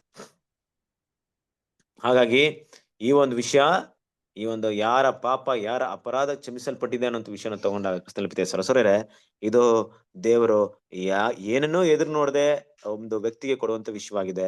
ಆತನ ಹೃದಯವನ್ನ ನೋಡಿ ಕೊಡುವಂತ ವಿಷಯವಾಗಿದೆ. ಜಸ್ಟ್ ಹಾಗೆ ಓಪನ್ ಆಗಿ ಥಿಂಕ್ ಮಾಡಿ. ಒಂದ್ ವೇಳೆ ನಮ್ ತಂದೆಯ ದೇವ್ರ ಹತ್ರ ಕ್ಷಮಾಪಣೆ ಮಾತ್ರ ಇಲ್ದೇ ಇದ್ರೆ ಏನಿರ್ತಿತ್ತು ನೋಡಿ. ಈಗ ನಾವು ದೇವರು ಅಂತ ಹೋಗ್ತೀವಿ, ಲೋಕದಲ್ಲಿರುವಂತ ಸಾಮಾನ್ಯ ಭಾವನೆ ತಗೊಳ್ಳೋಣ. ಎಲ್ಲೆಲ್ಲ ದೇವಸ್ಥಾನಕ್ಕೆ ಹೋಗ್ತಾರೆ, ದೊಡ್ಡ ದೊಡ್ಡ ಪರ್ವತಗಳಿಗೆ ಹೋಗ್ತಾರೆ. ಉದ್ದೇಶ ಏನಪ್ಪಾ ಅಂದ್ರೆ ಆಶೀರ್ವಾದ ಮಾಡ್ಬೇಕು. ನನಗೆ ಸಮೃದ್ಧಿ ಆಗ್ಬೇಕು, ಹಣ ಬರ್ಬೇಕು, ಕೆಲಸ ಬರ್ಬೇಕು, ಕೈಗೂಡ್ಬೇಕು, ಕಾರ್ಯಗಳೆಲ್ಲ ಕೈಗೂಡ್ಬೇಕು, ದೇವ್ರು ಒಳ್ಳೇದ್ ಮಾಡ್ಬೇಕು, ನನ್ನ ಜೀವನದಲ್ಲಿ ಇರುವಂತ ಅನೇಕ ಕಷ್ಟ ನಷ್ಟಗಳ ತೊಲಗೋಗ್ಬೇಕು. ಇದೆಲ್ಲ ಉದ್ದೇಶ. ಕರೆಕ್ಟ್ ಅಲ್ವಾ? ಯೋಚನೆ ಮಾಡ್ರಿ. ಸೊ ಇದೆಲ್ಲ ಒಂದ್ ವೇಳೆ ನಾನು ಚೆನ್ನಾಗಿರ್ತೀನಪ್ಪ, ನನಗೆ ಸುಖ ಸಮೃದ್ಧಿಯಾಗಿ ಜೀವನದಲ್ಲಿ ಬದುಕಿರ್ತೀನಿ, ಮನೆ ಆಸ್ತಿ ಕಾರು ಬಂಗ್ಲೆ ಏನು ಕೊರತೆ ಇಲ್ಲ, ಆ ರೀತಿ ಒಂದು ಬ್ಲೆಸ್ಸಿಂಗ್ ಮಾಡಿದ್ರೆ ಅಂತ ತಿಳ್ಕೊಳ್ಳಿ. ಆ ಮನುಷ್ಯ ಎಷ್ಟು ವರ್ಷ ಬದುಕ್ತಾನೆ? ಒಂದು 100 ವರ್ಷ ಅಂತ ಇಟ್ಕೊಳ್ಳೋಣ. 100 ವರ್ಷ ಆದ್ಮೇಲೆ ಅವ್ನ್ ಸಾಯ್ತಾನೆ. ಯಾಕೆ ಸಾಯ್ತಾ ಇದ್ದಾನೆ? ಯಾಕಂದ್ರೆ ಪಾಪದ ಸಂಬಳ ಮರಣ. ಅಂದ್ರೆ ಏನರ್ಥ? ಅವನಿಗೆ ದೇವ್ರಿಗೆ ಏನೆಲ್ಲ ಆಶೀರ್ವಾದ ಕೊಟ್ರು ಅವ್ನ್ ಪಾಪ ಕ್ಷಮಿಸಲ್ಪಡ್ಲಿಲ್ಲ, ಅವ್ನ್ ಸತ್ತೋಗ್ಬಿಟ್ಟ. ಮತ್ತೆ ಅವ್ನ್ ಎದ್ ಬರ್ಬೇಕಾದ್ರೆ ಏನ್ ಬೇಕಾಯ್ತು? ಅವ್ನ್ ಪಾಪ ಕ್ಷಮಿಸಲ್ಪಡ್ಬೇಕು. ಆಗ ನೋಡ್ರಿ ಹೇಗಿರುತ್ತೆ ಈ ಪ್ರಪಂಚದಲ್ಲಿ ಜನ ಬಯಸುವಂತದೆಲ್ಲ ವಿಷಯಗಳು ಹೇಗಪ್ಪ ಇದೆ ಅಂದ್ರೆ, ತಾತ್ಕಾಲಿಕವಾದಂತ ವಿಷಯಗಳನ್ನ ಬಯಸಿ ಓಡ್ತಾ ಇದ್ರೆ. ಈ ಭೂಮಿಲಿ ಇರೋರ್ಗು ನಾನು ಚೆನ್ನಾಗಿರ್ಬೇಕಾದ್ರೆ ಯಾರು ಕೂಡ ದೇವ್ರ ಜೊತೆಗೆ ನಿತ್ಯಕ್ಕೂ ಇರ್ಬೇಕಪ್ಪ, ಅದಕ್ಕೋಸ್ಕರ ನನ್ನ ಪಾಪ ಕ್ಷಮಾಪಣೆ ಆಗ್ಬೇಕಂತ ಭಾವನೆ ಯಾರಿಗೂ ಇಲ್ಲ. ಆ ರೀತಿ ಯಾರು ಹುಡುಕ್ತಾರೋ, ಆ ರೀತಿ ಭಾವನೆ ಹುಡುಕ್ತಾರಪ್ಪ, ನಾನ್ ಭೂಮಿಲಿ ಹೆಂಗ್ ಬದುಕಿದ್ರು ಪರವಾಗಿಲ್ಲ, ಆದ್ರೆ ದೇವ್ರನ್ನ ಒಂದ್ಸರಿ ನೋಡ್ಬೇಕು, ದೇವ್ರ ಹೃದಯಕ್ಕೆ ಮೆಚ್ಚಿದವನಾಗ ನಾನು ಇರ್ಬೇಕು, ದೇವ್ರ ಸನ್ನಿಧಿಗೆ ಬರ್ಬೇಕು. ಹಾಗಿದ್ರೆ ಅದಕ್ಕೂ ದೇವ್ರನ್ನ ನೋಡೋದಕ್ಕೆ ಏನಪ್ಪ ಅಡ್ಡಿ ಆಗಿರೋದು? ನನ್ನ ಪಾಪ. ಆದ್ರೂ ಈಗ ದೇವ್ರೇನ್ ಮಾಡಿದಾರೆ? ನನ್ನ ಪಾಪವನ್ನ ತೊಳೆಯೋದಕ್ಕೆ ತನ್ನ ಒಬ್ಬನೇ ಮಗನ ಕೊಟ್ಬಿಟ್ಟಿದೆ. ಇದು ದೇವರ ಯೋಜನೆ ಅಲ್ವಾ? ಈ ಯೋಜನೆ ಪ್ರತಿಯೊಬ್ಬರ ಒಂದು ಜೀವಿತದಲ್ಲಿ ತಗೊಂಡಾಗ ಅವರವರ ಕಾಲದಲ್ಲಿ ಅವರವರ ಅಂದ್ರೆ ಸುವಾರ್ಥ ಯುಗದಲ್ಲಿ ಮಾತಾಡ್ತಾ ಇದ್ದೀನಿ. ಸುವಾರ್ಥ ಯುಗದಲ್ಲಿ ಹಂತ ಹಂತವಾಗಿ ಅವಾಗವಾಗ ತಿಳಿದು ಬರ್ತದೆ. ಅಂದ್ರೆ ಎಲ್ರು ಕೂಡ ಈ ವಿಷಯ ತಿಳಿದೇ ಇದ್ದಿರ್ಬೋದು. ದೇವ್ರು ಯಾರನ್ನ ಆಯ್ಕೆ ಮಾಡ್ತಾರೋ, ಯಾರನ್ನ ಕರೀತಾರೋ ಅವ್ರಿಗೆ ಮೊದಲು ತಿಳಿಸಲ್ಪಡುವಂತ ವಿಷಯವೇ ಇದು. ನಾನು ನನ್ನ ಒಬ್ಬನೇ ಮಗನನ್ನ ನಿಮಗೆ ಕೊಟ್ಟಿರುವಂತ ವಿಷಯ ನಿಮ್ಮ ಒಳ್ಳೆ ಕಾರ್ಯದಿಂದ ಅಲ್ಲ, ನೀವು ಮಾಡಿದಂತ ಒಳ್ಳೆ ಕೆಲಸಗಳಿಂದ ಅಲ್ಲ, ನಾನು ನಿಮ್ಮನ್ನ ಪ್ರೀತಿ ಮಾಡಿದಕ್ಕೋಸ್ಕರ ಕೊಟ್ಟಿದ್ದೀನಿ ಅಂತ ವಿಷಯವನ್ನ ಮೊದಲು ತಿಳ್ಕೊಬೇಕು, ಯಾವುದೇ ಮನುಷ್ಯ ದೇವ್ರ ಹತ್ರ ಬರ್ಬೇಕಾದ್ರೆ. ಕರೆಕ್ಟ್ ಅಲ್ವಾ? ಅದಕ್ಕೆ ಏನ್ ಮಾಡ್ತಾರೆ ಈಗ ಜನರು? ಏನ್ ಮಾಡ್ತಾರೆ ಈ ಲೋಕದ ಜನರು? ಹೇಗಿದಾರೆ ಅಂದ್ರೆ, ಹರಕೆ ಉಟ್ಕೊಂಡು ಹೋಗ್ತಾರೆ, ಬೆಟ್ಟಗಳನ್ನ ಹತ್ಕೊಂಡು ಹೋಗ್ತಾರೆ, ಬಟ್ಟೆ ಬದಲಾವಣೆ ಮಾಡ್ಕೊಂಡು ಹೋಗಿ ಕೂದಲು ತಗೊಂಡ್ಬರ್ತಾರೆ. ಏನಪ್ಪ ಉದ್ದೇಶ ಯಾವ್ದಪ್ಪ ಅಂದ್ರೆ, ದೇವ್ರಿಗೆ ಏನಪ್ಪ ಕೊಡೋಣ, ನಾವು ಏನ್ ಕೊಟ್ರೆ ದೇವ್ರು ನಮ್ಮನ್ನ ಆಶೀರ್ವಾದ ಮಾಡ್ತಾರೆ, ಇಲ್ಲ ನಮ್ಮ ಪಾಪನ ಕ್ಷಮಾಪಣೆ ಮಾಡ್ತಾರೆ, ನಮ್ಮನ್ನ ಏನ್ ಮಾಡ್ತಾರೆ, ನಮ್ಗೆ ಪುಣ್ಯ ಬರುತ್ತೆ, ಈ ರೀತಿ ಎಲ್ಲ ಯೋಚನೆ ಮಾಡ್ತಾರೆ ಜನ. ನಾನು ಒಂದು ಬಟ್ಟೆ ಕಲರ್ ಬಟ್ಟೆ ಹಾಕೊಂಡು ಹೋದ್ರೆ, ಕಾವಿ ಬಟ್ಟೆ ಹಾಕೊಂಡು ಹೋಗ್ಬಿಟ್ರೆ, ಇಲ್ಲ ನಾನು ತುಂಬಾ ಬೆಟ್ಟದಲ್ಲಿ ಬೇರೆ ಕಲರ್ ನಡ್ಕೊಂಡು ಹೋಗ್ಬಿಟ್ರೆ, ಇಲ್ಲ ನಾನು ತುಂಬಾ ಕಷ್ಟಪಟ್ಟು ಉಪವಾಸ ಇದ್ದು ಹಲವಾರು ಚಟಗಳನ್ನ ಬಿಟ್ಬಿಟ್ರೆ, ಇದೆಲ್ಲ ಏನ್ ತಿಳಿಸ್ಕೊಡ್ತಿದ್ ಅಂದ್ರೆ, ನಾನ್ ದೇವ್ರು ನನ್ನ ಆಶೀರ್ವಾದ ಮಾಡ್ಬೇಕಂದ್ರೆ ನಾನು ಏನಾದ್ರು ಒಳ್ಳೆ ದೇವ್ರು ಮಾಡ್ಬೇಕು ಅಂತ. ಆದ್ರೆ ದೇವ್ರ ಪ್ಲಾನ್ ಈ ತರ ಇದೆಯಾ? ದೇವ್ರು ಆ ರೀತಿ ಪ್ಲಾನ್ ಮಾಡಿದ್ರಾ? ಇಲ್ವೇ ಇಲ್ಲ. ನೀನ್ ಮಾಡುವಂತ ಪುಣ್ಯ ಕ್ರಿಯೆಗಳಿಂದ ನಾನು ನಿನ್ನ ನೀತಿವಂತನಾಗಿ ನೋಡೋದೇ ಇಲ್ಲ. ಅದು ಜನರ ಒಂದು ಮೂಢನಂಬಿಕೆ, ತಪ್ಪಾದ ಒಂದು ಅಭಿಪ್ರಾಯ ಇವತ್ತು ದೇವರ ವಿಷಯಗಳಲ್ಲಿ. ದೇವ್ರ ಮಕ್ಳು ನಾವು ಕೂಡ ಹಾಗೆ. ಇವತ್ತು ನಾನು ರೆಗ್ಯುಲರ್ ಆಗಿ ಸಭೆಗೆ ಹೋಗ್ತಾ ಇದ್ರೆ, ನಾನು ರೆಗ್ಯುಲರ್ ಆಗಿ ಬೈಬಲ್ ಓದ್ತಿದ್ರೆ ದೇವ್ರು ನನ್ನ ಆಶೀರ್ವಾದ ಮಾಡ್ಬಿಡ್ತಾರೆ ಅನ್ಬಿಟ್ಟು.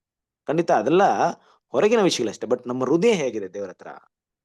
ಕರೆಕ್ಟ್ ಅಲ್ವಾ? ಹಾಗಂತ ನಾನು ಬೈಬಲ್ ಓದಲ್ಲ, ಕ್ಲಿಶೆ ಹೋಗಲ್ಲ ಅಂತಲ್ಲ.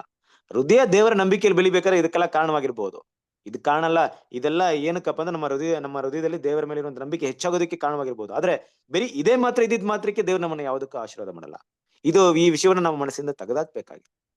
ಹೇಗೆ ಅಬ್ರಾಹ್ಮಣ ಸುನ್ನತಿ ಆಗಕ್ ಮೊದಲೇ ನೀತಿವಂತರ ಕರೆಯಲ್ಪಟ್ರೋ, ಆತನ್ ಮಾಡಿದಂತ ಸುನ್ನತಿ ಅನ್ನುವ ಒಂದು ಕ್ರಿಯೆಯಿಂದ ದೇವರನ್ನ ನೀತಿವಂತರ ಪರಿಗಣಿಸಿಲ್ವೋ, ಹಾಗೆ ನಾವು ಮಾಡುವಂತ ಒಂದು ಬಲಿಯ ಜೀವಿತ ಇರ್ಬೋದು, ಬೇರೆ ಕಾರ್ಯಗಳಿರ್ಬೋದು, ದೇವ್ರು ನಮ್ಮನ್ನ ನೀತಿವಂತರಾಗಿ ಪರಿಗಣಿಸಲ್ಲ. ಕ್ರಿಸ್ತನಲ್ಲಿ ಪ್ರೀತಿಯ ನಂಬಿಕೆಯಿಂದಲೇ ನಾವು ನೀತಿವಂತರಾಗ್ಬೇಕು, ಅದು ಮೊದಲು.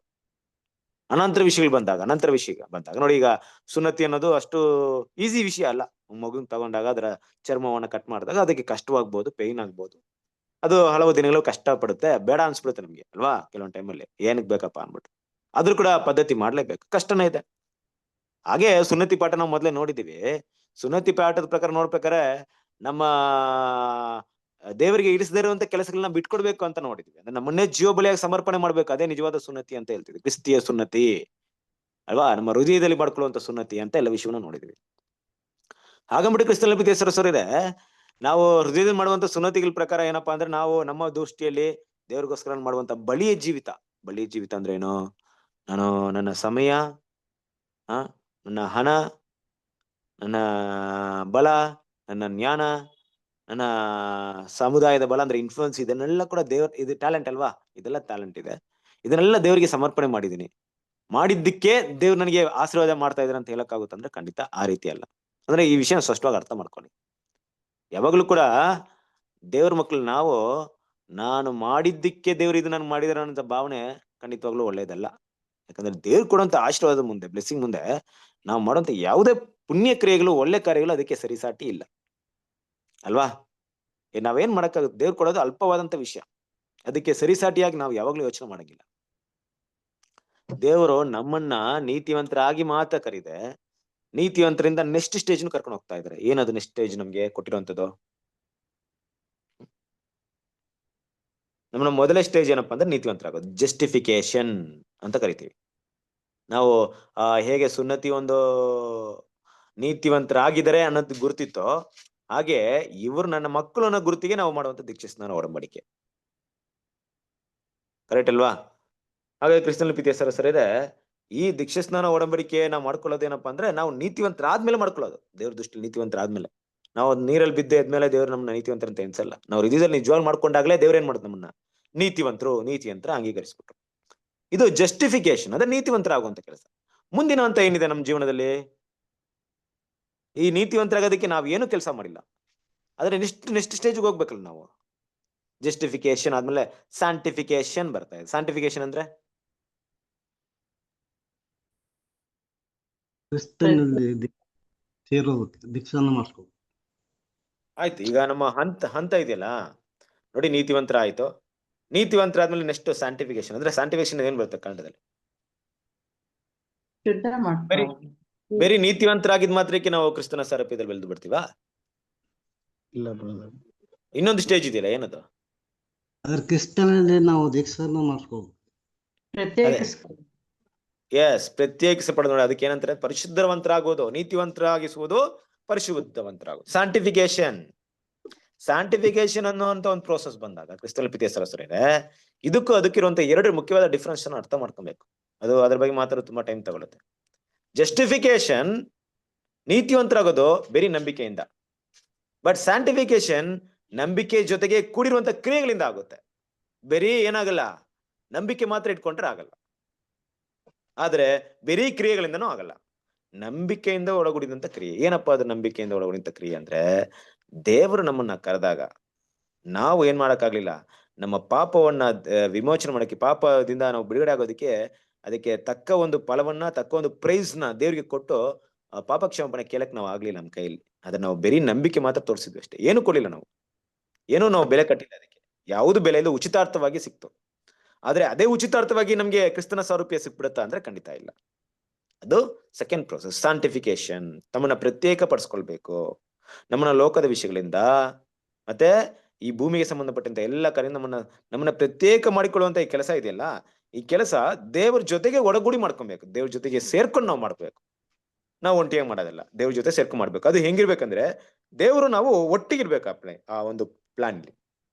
ಇನ್ನು ಸ್ಪಷ್ಟವಾಗಿ ಹೇಳ್ಬೇಕಾದ್ರೆ, ದೇವರ ಮನಸ್ಸು ನಮ್ಮ ಮನಸ್ಸು ಒಂದಾಗಿರ್ಬೇಕು. ದೇವ್ರಿಗೆ ಏನ್ ಇಷ್ಟಪಡ್ತಾರೆ ಅದನ್ನ ಮಾಡಕ್ ನಾವು ಇಷ್ಟಪಡ್ತೀವಿ ನೋಡ್ರಿ, ಅದು ಒಟ್ಟಾಗಿರೋಂಥದ್ದು. ಇದು ಮಾಡ್ಬೇಕಪ್ಪ, ಇದು ಮುಂದಿನ ಹಂತ ನೀನ್ ಮಾಡ್ಬೇಕಂದ್ರೆ, ಹೌದು ತಂದೆ ನಾನು ಮಾಡ್ತೀನಿ, ಇಷ್ಟಪಡ್ತಾ ಇದ್ದೀನಿ, ಮಾಡೇ ಮಾಡ್ತೀನಿ ಅಂತ ಬರ್ತೀವಿ ನೋಡಿ. ಮುಂದಿನ ಹಂತ ಸಂಪೂರ್ಣ ಹೃದಯದಿಂದ ಬರ್ತೀವಿ ನೋಡ್ರಿ, ಇದು ಸ್ಯಾಂಟಿಫಿಕೇಶನ್. ನೋಡಪ್ಪ, ನಿನ್ನ ಅರ್ಪಣೆ ಮಾಡಿದ್ಯಾ, ಹೌದು ನೀತಿವಂತನಾಗಿದ್ಯಾ, ಈಗ ಅರ್ಪಣೆ ಮಾಡಕ್ಕೆ ಬಾ ಅಂತ ಹೇಳ್ತಾ ಇದ್ದಾರೆ. ಅರ್ಪಣೆ ಮಾಡ್ಬೇಕಂತ ಬಂದಾಗ, ನನ್ನನ್ನೇ ಪ್ರತ್ಯೇಕ ಮಾಡ್ಕೊಂಡು ದೇವರಿಗೆ ಸಮರ್ಪಣೆ ಮಾಡ್ಬೇಕಂದಾಗ ಸ್ವಲ್ಪ ಮನಸ್ಸಿಗೆ ಕಷ್ಟ ಆಯ್ತು. ಏನಕ್ಕಪ್ಪ ಮಾಡ್ಕೊಬೇಕಾ, ಇಷ್ಟು ದೊಡ್ಡ ತ್ಯಾಗ ಮಾಡ್ಬೇಕಾ, ಈ ಜೀವನ ಲೋಕದ ಎಲ್ಲಾ ಅನುಭವಿಸುವಂತ ಎಲ್ಲಾ ವಿಷಯಗಳನ್ನ ಬಿಟ್ಟು ದೇವ್ರಿಗೋಸ್ಕರ ಬದುಕ್ಬೇಕಾ, ಈ ಲೋಕದ ಎಷ್ಟೋ ಅಟ್ರಾಕ್ಷನ್ ಇದೆಯಲ್ಲ, ಇದನ್ನ ಬಿಟ್ಬಿಡ್ಬೇಕಾ ಅಂತ ಬಂದಾಗ ಅಲ್ಲಿ ಸ್ಯಾಂಟಿಫಿಕೇಶನ್ ಡಿಫಿಕಲ್ಟ್ ಇದೆ. ಯಾಕೆ ಡಿಫಿಕಲ್ಟ್ ಇದೆ? ಯಾಕಂದ್ರೆ ದೇವ್ರ ಮೆಚ್ಚಿಸುವಂತ ವಿಷಯಗಳನ್ನ ನಾನು ಮೆಚ್ಚುತ್ತಾ ಇಲ್ಲ, ನನ್ ಬೇರೆ ಒಂದು ಆಸೆ ಇದೆ. ಹಾಗಂತ ನಾವು ಕಡ್ಡಾಯವಾಗಿ ನಾನು ಮಾಡೋದು ದೇವ್ರು ಅದನ್ನ ಇಷ್ಟಪಡಲ್ಲ. ಹಾಗಾಗಿ ಕ್ರಿಸ್ತನಲ್ಲಿ ಪ್ರೀತಿಯ ಸಹೋದರರೇ, ಏನಪ್ಪಾ ದೇವ್ರಲ್ಲಿ ನಾವು ಹೇಳುವಂತ ವಿಷಯ ಏನಪ್ಪಾ ಅಂದ್ರೆ, ಈ ಪಾಪ ಕ್ಷಮಾಪಣೆ ಅನ್ನೋದಕ್ಕೆ ದೇವರು ಅಷ್ಟು ದೊಡ್ಡ ಬೆಲೆ ಕೊಟ್ಟಿರ್ಬೇಕಾದ್ರೆ, ಬರೀ ನಮ್ಮ ಪಾಪ ಕ್ಷಮಾಪಣೆಗೆ ನಾವು ಕ್ರಿಸ್ತನ ಸನ್ನಿಧಿಗೆ ಹೋಗ್ಬಿಟ್ಟು, ದೇವರೇ ನಿಮ್ಮ ಮಗನ ಮೂಲಕ, ಆತನ ವಿಮೋಚನಾ ಬಲಿ ಮೂಲಕ, ಆತನ ನಮಗೋಸ್ಕರ ಸುರಿಸಲ್ಪಟ್ಟ ರಕ್ತದ ಮೂಲಕ ನಮ್ಮ ಪಾಪವನ್ನು ಶುದ್ಧೀಕರಿಸಂತ ಕೇಳಿದ ಮಾತ್ರಕ್ಕೆ ದೇವ್ರು ನಮ್ಗೆ ಕ್ಷಮಿಸ್ತಾರಂದ್ರೆ, ಅದೇನು ಅಷ್ಟು ಈಸಿನಾ? ದೇವ್ರ ಅದಕ್ಕೇನು ಬೆಲೆ ಕಟ್ಟಿಲ್ವಾ ಅದಕ್ಕೆ? ನಾವು ಕೇಳಿ ಈಸಿಯಾಗಿ ಪಡ್ಕೊಳ್ತಿದ್ವಿ, ಅಷ್ಟೇ ಈಸಿಯಾಗಿ ದೇವ್ರು ಅದನ್ನ ಮಾಡ್ಬಿಟ್ಟಿದಾರಾ? ದೇವ್ರು ಕೊಟ್ಟಿರೋ ಬೆಲೆ ಎಷ್ಟಿದೆ ಹಂಗಾದ್ರೆ ಯೋಚನೆ ಮಾಡ್ರಿ. ಎಷ್ಟನ ಬಿದೆ ಸರ್ ನಿಮ್ ಮೈಂಡ್ ಅಲ್ಲಿ ನಿಮ್ಗೆ ತುಂಬಾ ಇಷ್ಟವಾದಂತ, ನಿಮ್ಮ ಲೈಫಲ್ಲೇ ತುಂಬಾ ಪ್ರೀತಿ ಮಾಡೋರ್ನ ಮೈಂಡ್ ಅಲ್ಲಿ ಇಟ್ಕೊಳ್ಳಿ. ನೀವು ಯಾವುದೋ ಒಂದು ಅಲ್ಪ ಕಾರ್ಯಕ್ಕೋಸ್ಕರ ಅವನ್ನ ಕಳ್ಕೊಳಕ್ ಇಷ್ಟಪಡ್ತೀರಾ? ಏನಿಲ್ದೋ ವಿಷಯಕ್ಕೋಸ್ಕರ ಅವನ್ನ ಕಳ್ಕೊಳಕ್ ಇಷ್ಟಪಡ್ತೀರಾ? ಬೆಲೆ ಕಟ್ತೀರಾ? ಕಟ್ಟಲ್ಲ ತಾನೆ. ದೇವ್ರು ಹಂಗೆ ಮಾಡಿರೋದು. ನಾವು ಪಾಪಿಗಳು, ಅಲ್ಪವರಾದವರು, ಏನಿಲ್ಲ ನಾವು ದೇವ್ರ ಮುಂದೆ, ದೇವರಿಗೆ ದ್ರೋಹಿಗಳಾಗಿದ್ವಿ. ನಮಗೋಸ್ಕರ ಅಮೂಲ್ಯವಾದ ವಸ್ತುನ ಕಳ್ಕೊಳಕ್ ಇಷ್ಟಪಟ್ರು ದೇವ್ರು, ತನ್ನ ಒಬ್ಬನೇ ಮಗನ್ನ. ಆ ಬೆಲೆ ಕೊಂಡಿ ಎಷ್ಟು ಬೆಲೆ ಕೊಟ್ಟಿದ್ದಾರೆ. ಈ ಬೆಲೆ ನಮಗೂ ಗೊತ್ತಾಗ್ಬೇಕು ತಾನೆ.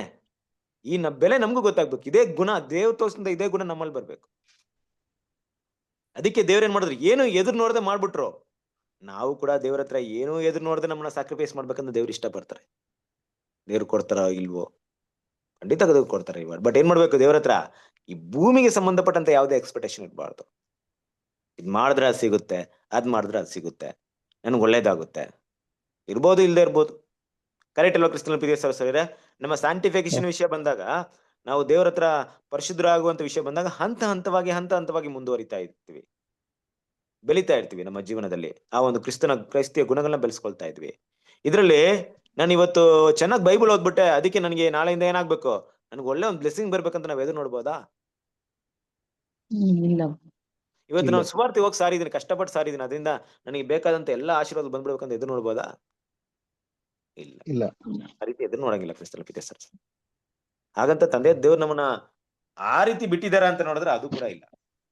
ನಮ್ಗೆ ಬೇಕಾಗಿದ್ದ ಖಂಡಿತವಾಗ್ಲು ಕೊಡ್ತಾರೆ. ನಾವು ಎದುರು ನೋಡೋಕ್ಕಿಂತ ಅನೇಕವಾಗಿ ಆಶೀರ್ವಾದ ಮಾಡ್ತಾರೆ. ಆದ್ರೆ ದೇವ್ರ ಮಕ್ಳು ನಾವು ಅದನ್ನ ಎದುರು ನೋಡ್ಬಾರ್ದು ಅನ್ನೋದು ಮುಖ್ಯವಾದ ವಿಷಯ.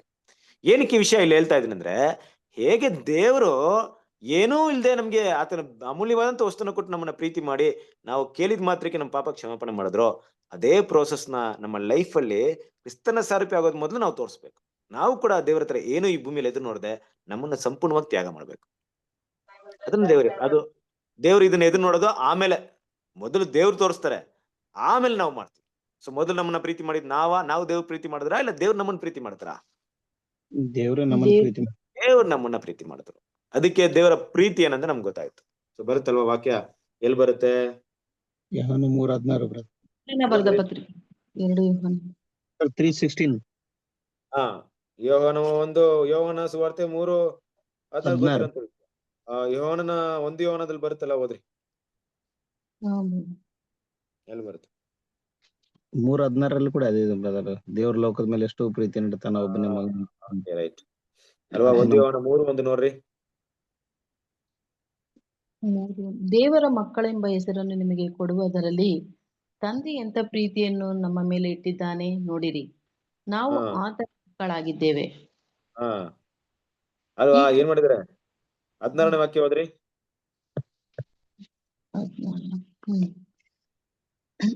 ತನ್ನ ಪ್ರಾಣ ಕೊಡುವುದರಲ್ಲಿ ಪ್ರೀತಿ ಎಂತದೆಂದು ನಮಗೆ ತಿಳಿದು ಬಂದದೆ. ನಾವು ಸಹೋದರರಿಗೋಸ್ಕರ ನಮ್ಮ ಪ್ರಾಣಗಳನ್ನು ಕೊಡುವ ಹಂಗಿನಲ್ಲಿದ್ದೇವೆ. ನೋಡಿದ್ರಾ? ಏನ್ ಹೇಳ್ತಿದ್ರು ನೋಡ್ರಪ್ಪ, ನಾನು ಪ್ರೀತಿ ತೋರಿಸ್ತೀನಿ, ಮತ್ತೆ ನೀವು ಅದೇ ಪ್ರೀತಿ ನನಗೆ ತೋರಿಸ್ಬೇಕಂದ್ರೆ ಯಾರು ನನಗೆ ತೋರಿಸ್ಬೇಡ್ರಿ, ನಿಮ್ಮ ಸಹೋದರಿಗೋಸ್ಕರ ಅದನ್ನ ಮಾಡ್ಬಿಡ್ರಿ. ಇದು ದೇವ್ರು ಎದುರು ನೋಡ್ತಾ ಇದೆ.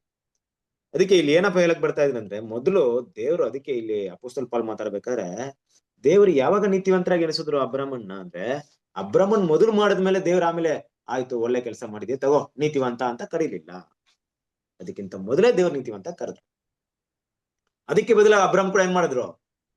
ದೇವರಿಗೆ ಮೆಚ್ಚುಗೆ ಆದಂತ ಗುಣಗಳನ್ನ ತೋರಿಸಿದ್ರು. ಸೊ ನಾವು ಕೂಡ ಹೀಗೆ ಮೊದಲು ದೇವ್ರು ನಮ್ಗೆ ಏನ್ ಮಾಡಿದ್ರೆ ಆ ಪ್ರೀತಿನ ತೋರಿಸಿದ್ರೆ, ನಂಬಿಕೆಯಿಂದ ನೀತಿವಂತರಾಗಿದ್ವಿ. ಮತ್ತೆ ಆ ನೀತಿವಂತರ ಸ್ಥಾನದಿಂದ ನಾವು ಸ್ಯಾಂಟಿಫಿಕೇಶನ್ ಅಂದ್ರೆ ಪರಿಶುದ್ಧರಾಗುವಂತ ಹಂತಕ್ಕೆ ಅದೇ ಗುಣಗಳನ್ನ ತೋರಿಸಿದ್ರೆ ಮಾತ್ರ ಅಲ್ಲಿ ನಾವು ಹೋಗಕ್ಕಾಗುತ್ತೆ. ಇಲ್ಲದಿದ್ರೆ ನಾವು ಹೋಗಕ್ಕಾಗಲ್ಲ. ನೀತಿವಂತರಾಗ್ಬಿಟ್ಟು ಕೆಲವ್ರು ಹೇಗಿರ್ತಾರೆ, ಹೆಸರು ಕ್ರೈಸ್ತರ ಸಿಸ್ಟಮ್ ನಮ್ಗೆ ಗೊತ್ತಾಗಿರುತ್ತಾನೆ. ಯೇಸು ಕ್ರಿಸ್ತನ ನಂಬಿದೀನಿ, ನೀತಿವಂತನಾಗಿದ್ದೀನಿ, ಅಷ್ಟೇಪ್ಪ ನನ್ನ ಲೈಫ್. ಸಾಯೋ ತನಕ ಬೈಬಲ್ ಓದ್ತೀನಿ, ಸಾಯೋ ತನಕ ಸಭೆಗೆ ಹೋಗ್ತೀನಿ, ಸಾಯೋ ತನಕ ಸುವಾರ್ತೆ ಹೇಳ್ತೀನಿ, ಸೇವೆ ಮಾಡ್ತೀನಿ, ಎಲ್ಲಾ ಮಾಡ್ತೀನಿ, ಆಶೀರ್ವಾದ ನನಗ್ ಬರ್ಬೇಕು, ಬ್ಲೆಸ್ಸಿಂಗ್ ನನ್ಗೆ ಬರ್ಬೇಕು, ನನಗೆಲ್ಲಾ ದೇವ್ರ ಏನ್ ಮಾಡ್ಬೇಕು, ನನ್ನ ಎಲ್ಲೆಗೆ ಮೀರಿ ನನ್ನ ಆಶೀರ್ವಾದ ಮಾಡ್ಬೇಕು. ಇದೆಲ್ಲ ತಾನೆ ಅವ್ರ ಮೈಂಡ್.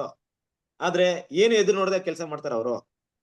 ಒಂದ್ ವೇಳೆ ಅವರು ನಿರಂತರವಾಗಿ ದೇವ್ರಿಗೋಸ್ಕರ ಸೇವೆ ಮಾಡ್ತಾ ಮಾಡ್ತಾ ತುಂಬಾ ಏನು ಇಲ್ದ ಹೋದಾಗ ನಿರಾಶೆ ಆಗ್ಬಿಡ್ತಾರೆ ಕ್ರಿಸ್ತನ ಪ್ರೀತಿಯ ಸಹೋದರರೇ. ಕೆಲವೊಂದ್ ಟೈಮಲ್ಲಿ ಕ್ರಿಸ್ತನ ಬಿಟ್ಟು ಹೋಗ್ಬಿಡ್ತಾರೆ ಅವರು. ಯಾಕಂದ್ರೆ ಅದು ಆಗಲ್ಲ ಅವರಿಗೆ. ನಿಜ ಹೇಳ್ಬೇಕಾದ್ರೆ ಅವ್ರಿಗೆ ಸತ್ಯನೂ ಗೊತ್ತಿಲ್ಲ, ಇನ್ನು ಕ್ಲಿಯರ್ ಕಟ್ ಆಗಿ ಗೊತ್ತಿಲ್ಲ, ಇದೇ ದೇವ್ರ ಉದ್ದೇಶ ಅಂತ ಗೊತ್ತಿಲ್ಲ, ಅರ್ಪಣೆ ಮಾಡುವಂತ ಹಂತಕ್ಕೂ ಅವ್ರು ಬರ್ಲಿಲ್ಲ.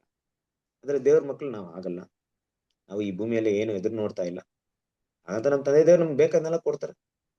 ಈ ಎದುರು ನೋಡ್ಲಿಕ್ಕೆ ಏನಪ್ಪಾ ಆಗುತ್ತೆ ಅಂದ್ರೆ ನಮ್ಮನ್ನ ತುಂಬಾ ನಿರಾಶೆಗೊಳಪಡಿಸುತ್ತೆ, ಮತ್ತೆ ದೇವ್ರನ್ನ ಮೆಚ್ಚಿಸಕ್ಕೆ ಸಾಧ್ಯತೆ ಇಲ್ಲ. ಯಾಕೆ ದೇವ್ರನ್ನ ಮೆಚ್ಚಿಸಕ್ಕೆ ಸಾಧ್ಯತೆ ಇಲ್ಲ? ಯಾಕೆಂದ್ರೆ ಕ್ರಿಸ್ತನ ಪ್ರೀತಿಯ ಸಹೋದರರೇ ನೋಡ್ರಿ, ಈ ಶಾದ್ರಾಕ್ ಮೇಷಕ್ ಆಬೇದ್ನೆಗೋ ನಿಮ್ಗೆ ಗೊತ್ತೇ ಇದೆ. ಅವ್ರನ್ನ ಬೆಂಕಿಯಲ್ಲಿ ಹಾಕ್ಬೇಕಾದ್ರೆ ಅವ್ರ ಮಾತು ಹೇಳ್ತಾರೆ, ನಮ್ಮ ದೇವ್ರು ನಮ್ಮನ್ನ ಕಾಪಾಡಲು ಶಕ್ತನಾಗಿದ್ದಾರೆ, ಕಾಪಾಡದೇ ಇದ್ರು ಪರವಾಗಿಲ್ಲಪ್ಪ, ನಾವಂತೂ ಈ ಒಂದು ವಿಗ್ರಹವನ್ನ, ಈ ಶಿಲೆಯನ್ನ ನಾವು ಆರಾಧನೆ ಮಾಡಲ್ಲ ಅಂತ. ಅಂದ್ರೆ ದೇವ್ರ ಮಕ್ಳಿಗೆ ಇರುವಂತ ಭಾವನೆ ಅದು. ದೇವ್ರು ಕಾಪಾಡ್ಬೋದು, ಕಾಪಾಡದೆ ಹೋಗ್ಬೋದು. ಆದ್ರೆ ನಾನ್ ಮಾತ್ರ ಏನ್ ಮಾಡ್ತೀನಿ, ದೇವ್ರ ಮೇಲೆ ಇಟ್ಟಿರುವಂತ ನಂಬಿಕೆನ ಮಿಸ್ ಮಾಡ್ಕೊಳ್ಳೋದೇ ಇಲ್ಲ. ಅನಂತ ಗುಣಗಳನ್ನ ತೋರಿಸ್ಬೇಕಾದ್ರೆ ದೇವ್ರು ಇಷ್ಟಪಡ್ತಾರೆ. ಅಂತ ಗುಣ ದೇವ್ರನ್ನ ಮೆಚ್ಚಿಸುತ್ತೆ. ನಮ್ಮ ಜೀವನದಲ್ಲಿ ಕಷ್ಟಗಳು ಬರ್ಬೋದು, ಏನ್ ಬೇಕಾದ್ರೆ ನಡೀಬಹುದು. ಆದ್ರೆ ದೇವ್ರ ಮೇಲೆ ಇಟ್ಟಿರುವಂತ ನಂಬಿಕೆನ ಯಾವುದೇ ಕಾರಣಕ್ಕೂ ಕಳ್ಕೊಬಹುದು. ದೇವ್ರು ಕೊಟ್ಟಾಗ ಹೆಚ್ಚಿನ ನಂಬಿಕೆ, ಇಲ್ಲದೆ ಇದ್ದಾಗ ನಂಬಿಕೆ ಕಡಿಮೆ ಮಾಡ್ಕೊಳ್ಳೋದಲ್ಲ. ಯಾವಾಗಲೂ ದೇವರ ಮೇಲೆ ಇರುವಂತ ನಂಬಿಕೆನ ಹೆಚ್ಚಿಸ್ಕೊಂಡು ಹೋಗ್ಬೇಕು ಅನ್ನೋದು ದೇವರ ಒಂದು ಉದ್ದೇಶವಾಗಿದೆ. ಅದಕ್ಕೆ ಈ ವಿಷಯವನ್ನ ಇಲ್ಲಿ ದೇವರು ಮೊದಲು ನಮ್ಗೆ ಮಾಡಿದಂತ ವಿಷಯವನ್ನ ಇಲ್ಲೇ ನಮ್ಗೆ ಸ್ಪಷ್ಟವಾಗಿ ಹೇಳ್ತಾ ಇದ್ದಾರೆ. ಓಕೆ, ನಾವು ಮುಂದಿನ ಒಂದು ವಾಕ್ಯವನ್ನು ಓದೋಣ. ರೋಮಪುರದವರಿಗೆ 4ನೇ ಅಧ್ಯಾಯ 11ನೇ ವಾಕ್ಯ. ಆಮೇಲೆ ಸುನ್ನತಿ ಎಂಬ ಸಂಸ್ಕಾರವನ್ನು ಗುರುತಾಗಿ ಹೊಂದಿದ್ದನು. ಇದು ಸುನ್ನತಿ ಆಗುವುದಕ್ಕೆ ಮೊದಲೇ ಅವನಿಗಿದ್ದ ನಂಬಿಕೆಯಿಂದಾದ ನೀತಿಗೆ ಮುದ್ರೆ ಆಯಿತು. ಹೀಗಿರುವುದರಿಂದ ಅವನು ನಂಬುವವರೆಲ್ಲರಿಗೂ ಅವರು ಸುನ್ನತಿಯಿಲ್ಲದವರಾಗಿದ್ದಾಗ್ಯೂ ಮೂಲ ತಂದೆಯಾದನು. ಅವರು ನೀತಿವಂತರೆಂದು ಎಣಿಸಲ್ಪಡುವರು.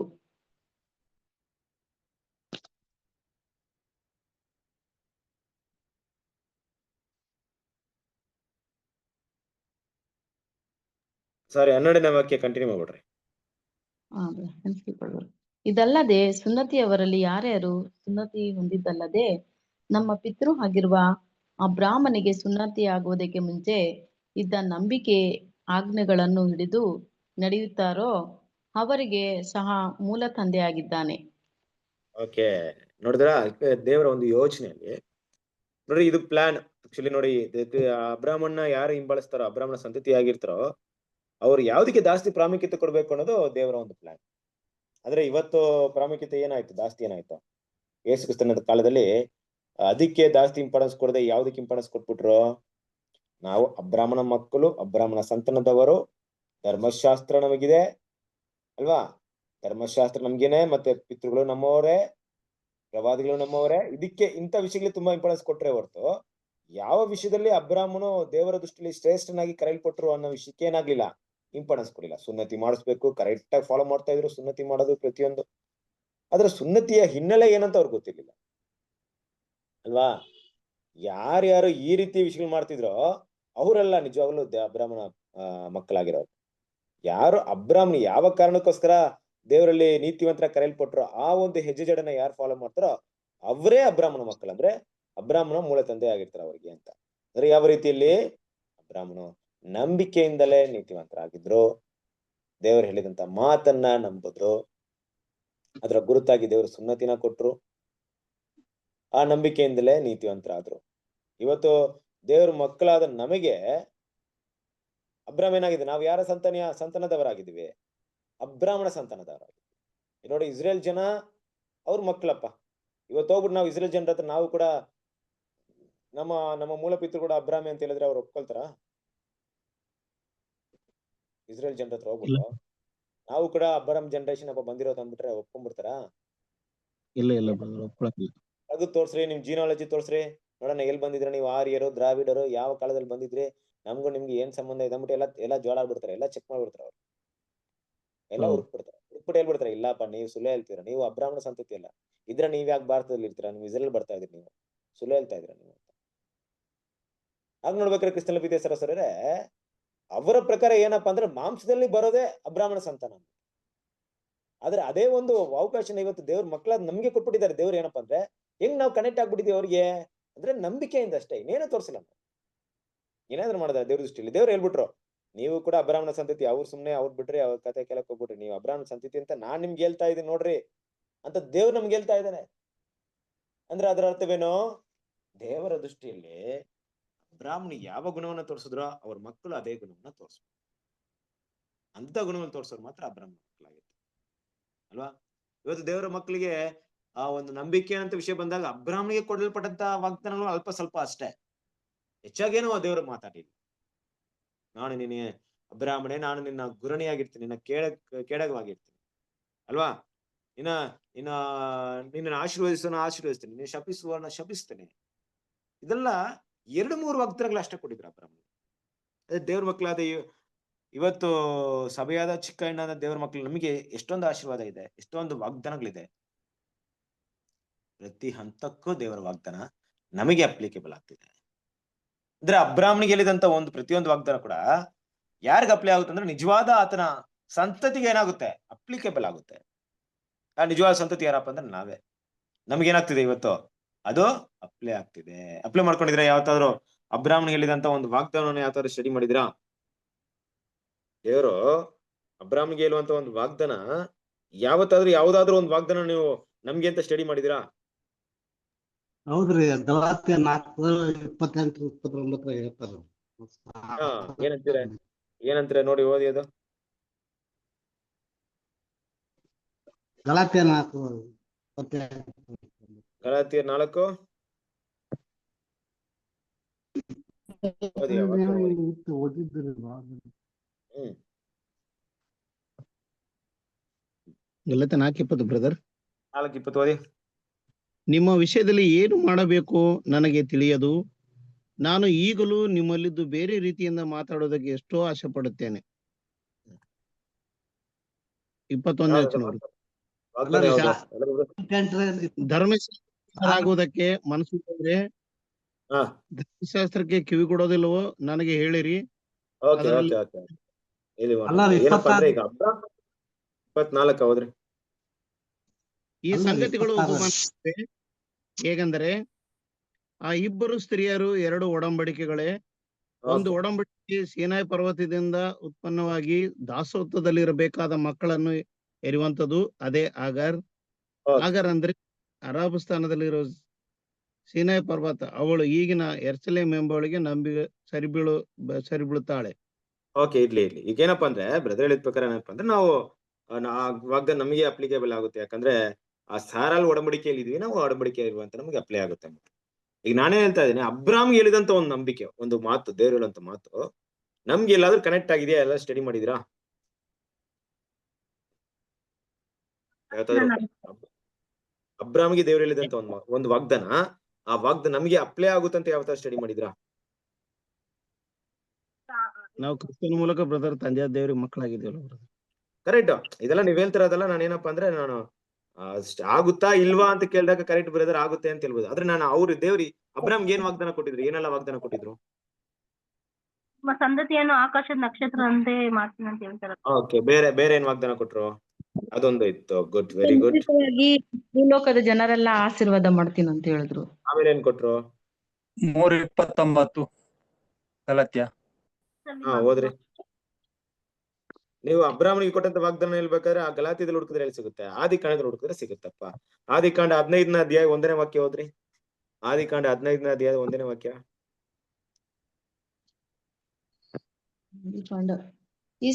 ಈ ಸಂಗತಿಗಳು ನಡೆದ ಮೇಲೆ ಅಬ್ರಾಮನಿಗೆ ದರ್ಶನದಲ್ಲಿ ಯೆಹೋವನ ವಾಕ್ಯ ಉಂಟಾಯಿತು.